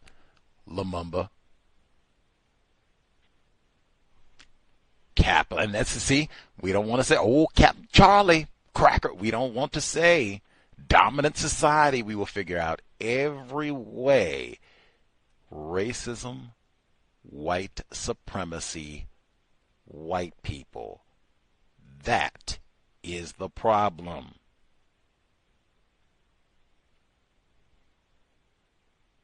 All right, I think we'll pick up on. Oh, wait a minute. Didn't get it. Oh yeah. Oh, I missed the sex stuff. The parenting here is abysmal on so many levels. It is abysmal. I have no idea in terms of having any sort of attempted relationship in a system of white supremacy. You just concoct. We'll get married. No discussion with him. No, I haven't known this person. How many? What? You all don't even talk about. You work at the SCL. Even that. Like, this group is in the paper every day. You don't have any questions? Did Dr. King stop by? When is he coming through again? Have you heard about the latest lynching? Like, oh my, I would have to, don't have no questions about that. Like, whoa. Whoa. Whoa. When she said, I think more when she said it was food and sex. That's what she could have told Thomas's parents, like, why are we hooking up or whatever. And that doesn't seem like an adequate reason to have sexual activity. That certainly is not the foundation of a marriage. Food and sex, like, are you, well, they got DoorDash now, so we can cross one of those off for sure. You have got to be joking. Why? And I keep saying, like, maybe I think differently. If she was like 20, 25, whatever, she's in her 30s. She's in her 30s. There's children having children. Fuller would say that even in his 90s. Fuller said that about himself and all the rest of us. Victims. Fact. True. I agree. But, man, I mean, gee whiz. Man. Terrible parenting. You can't be worried about, dating and finding all these folks and all this other nonsense. And how many dudes has she brought into contact with her son? Jeez, man, that alone, like, just atrocious. Absolute. And this is like tradition. We do a lot of this right on into 2030, truth be told, and brag about it sometimes. Anywho, and even all of this of why she wants to be married, so much of this is just a fairy tale. Like, she says, of what it'll be like. We'll get married and I can get clothes like this. And I'm like, what are you even thinking about? You live in New York now. Like, it snows where you're not going to be dressing like no women in San Francisco. Like, what? The white fantasies contribute so much to our confusion in terms of what is important, how we invest our time and energy, why we are the sexual activity, just all of it. Just what in the world? What in the world? And then the lying. Why? And then she lies to her child. Like, I can wrap her. I've been saying about it's lots of examples of atrocious parenting. So you go through this whole sham charade. You're going to marry this random black dude that you met at a bar. We're going to move again for like the trillionth time. I lied about my daydreams. What white fantasies, fairy tales, reminding him that Thomas had a large apartment only blocks from my house, which meant that he wouldn't have to change schools again. I thought to myself, maybe we wouldn't buy our house on Long Island until Guy went away to college. Come on, man. Like, are you serious? Don't lie to you. Really, don't lie to yourself. That should be counter-racism code number 1. And then for sure, do not lie to your offspring. If anything, eventually, they will probably be smart enough to figure that out. Say, man, Dad lies all the time. They are really unreliable, just whatever. Whatever. And you do not want that relationship with your children in a system of white supremacy where they think attempted dad, attempted mom is really untrustworthy. Whatever. That cannot be in a system of white supremacy racism. If that's, I mean, just wow. Thumbs down. Really lousy parenting on many levels. Wow. Just wow. Any hoodles. We will pick up next week, very beginning of chapter 8. Reading more important than watching television. We'll be here tomorrow, neutralizing workplace racism. Got some of that this week. You get offered a new job and you don't have the skill set. Do you divulge that information from the beginning? We'll bring that up again tomorrow. Sobriety would be best. Contrary, because we have read about a lot of drink. That is kind of wild. I don't know if we've read too many books where it's just every other page it seems drinking. I'm a man, drinking. I'm a man, drinking. Ladies, gentlemen, sobriety would be best. They didn't have the studies and such then, but they do now. Liquor, all of that, wine, beer, more than one per week is carcinogenic. Hey, we can celebrate. We do it right for Dr. King's holiday, which is days away. We're so on time. Dry January. How about we could do that in Dr. King's honor? Dr. King, he said, longevity has its place. That's right. So since white people are trying to kill us at minimum, dry January, maybe we can even extend it and have dry March, dry April, all of that. Because, hey, sobriety would be best. Creator, we ask that you help us remain patient with other black people, victims of white supremacy. We ask that you help us remain patient with ourselves. Remind us to demonstrate the highest levels of black self-respect at all times, in all places, each and every time we are in contact with another black person, even Roy Wilkins. Replace white supremacy with justice immediately. You see how tacky this is now. Any era,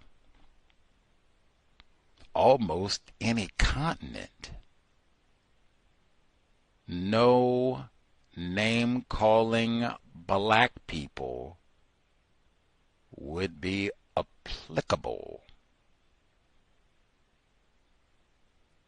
No name-calling black people. No throwaway offspring. Facts. Cal signing out. Thanks all for tuning in. Nigga, you so brainwashed. I'm a victim, brother. No problem. You're a victim. I'm a victim of 400 years of conditioning. Shut up. The man has programmed my conditioning. Even my conditioning has been conditioned.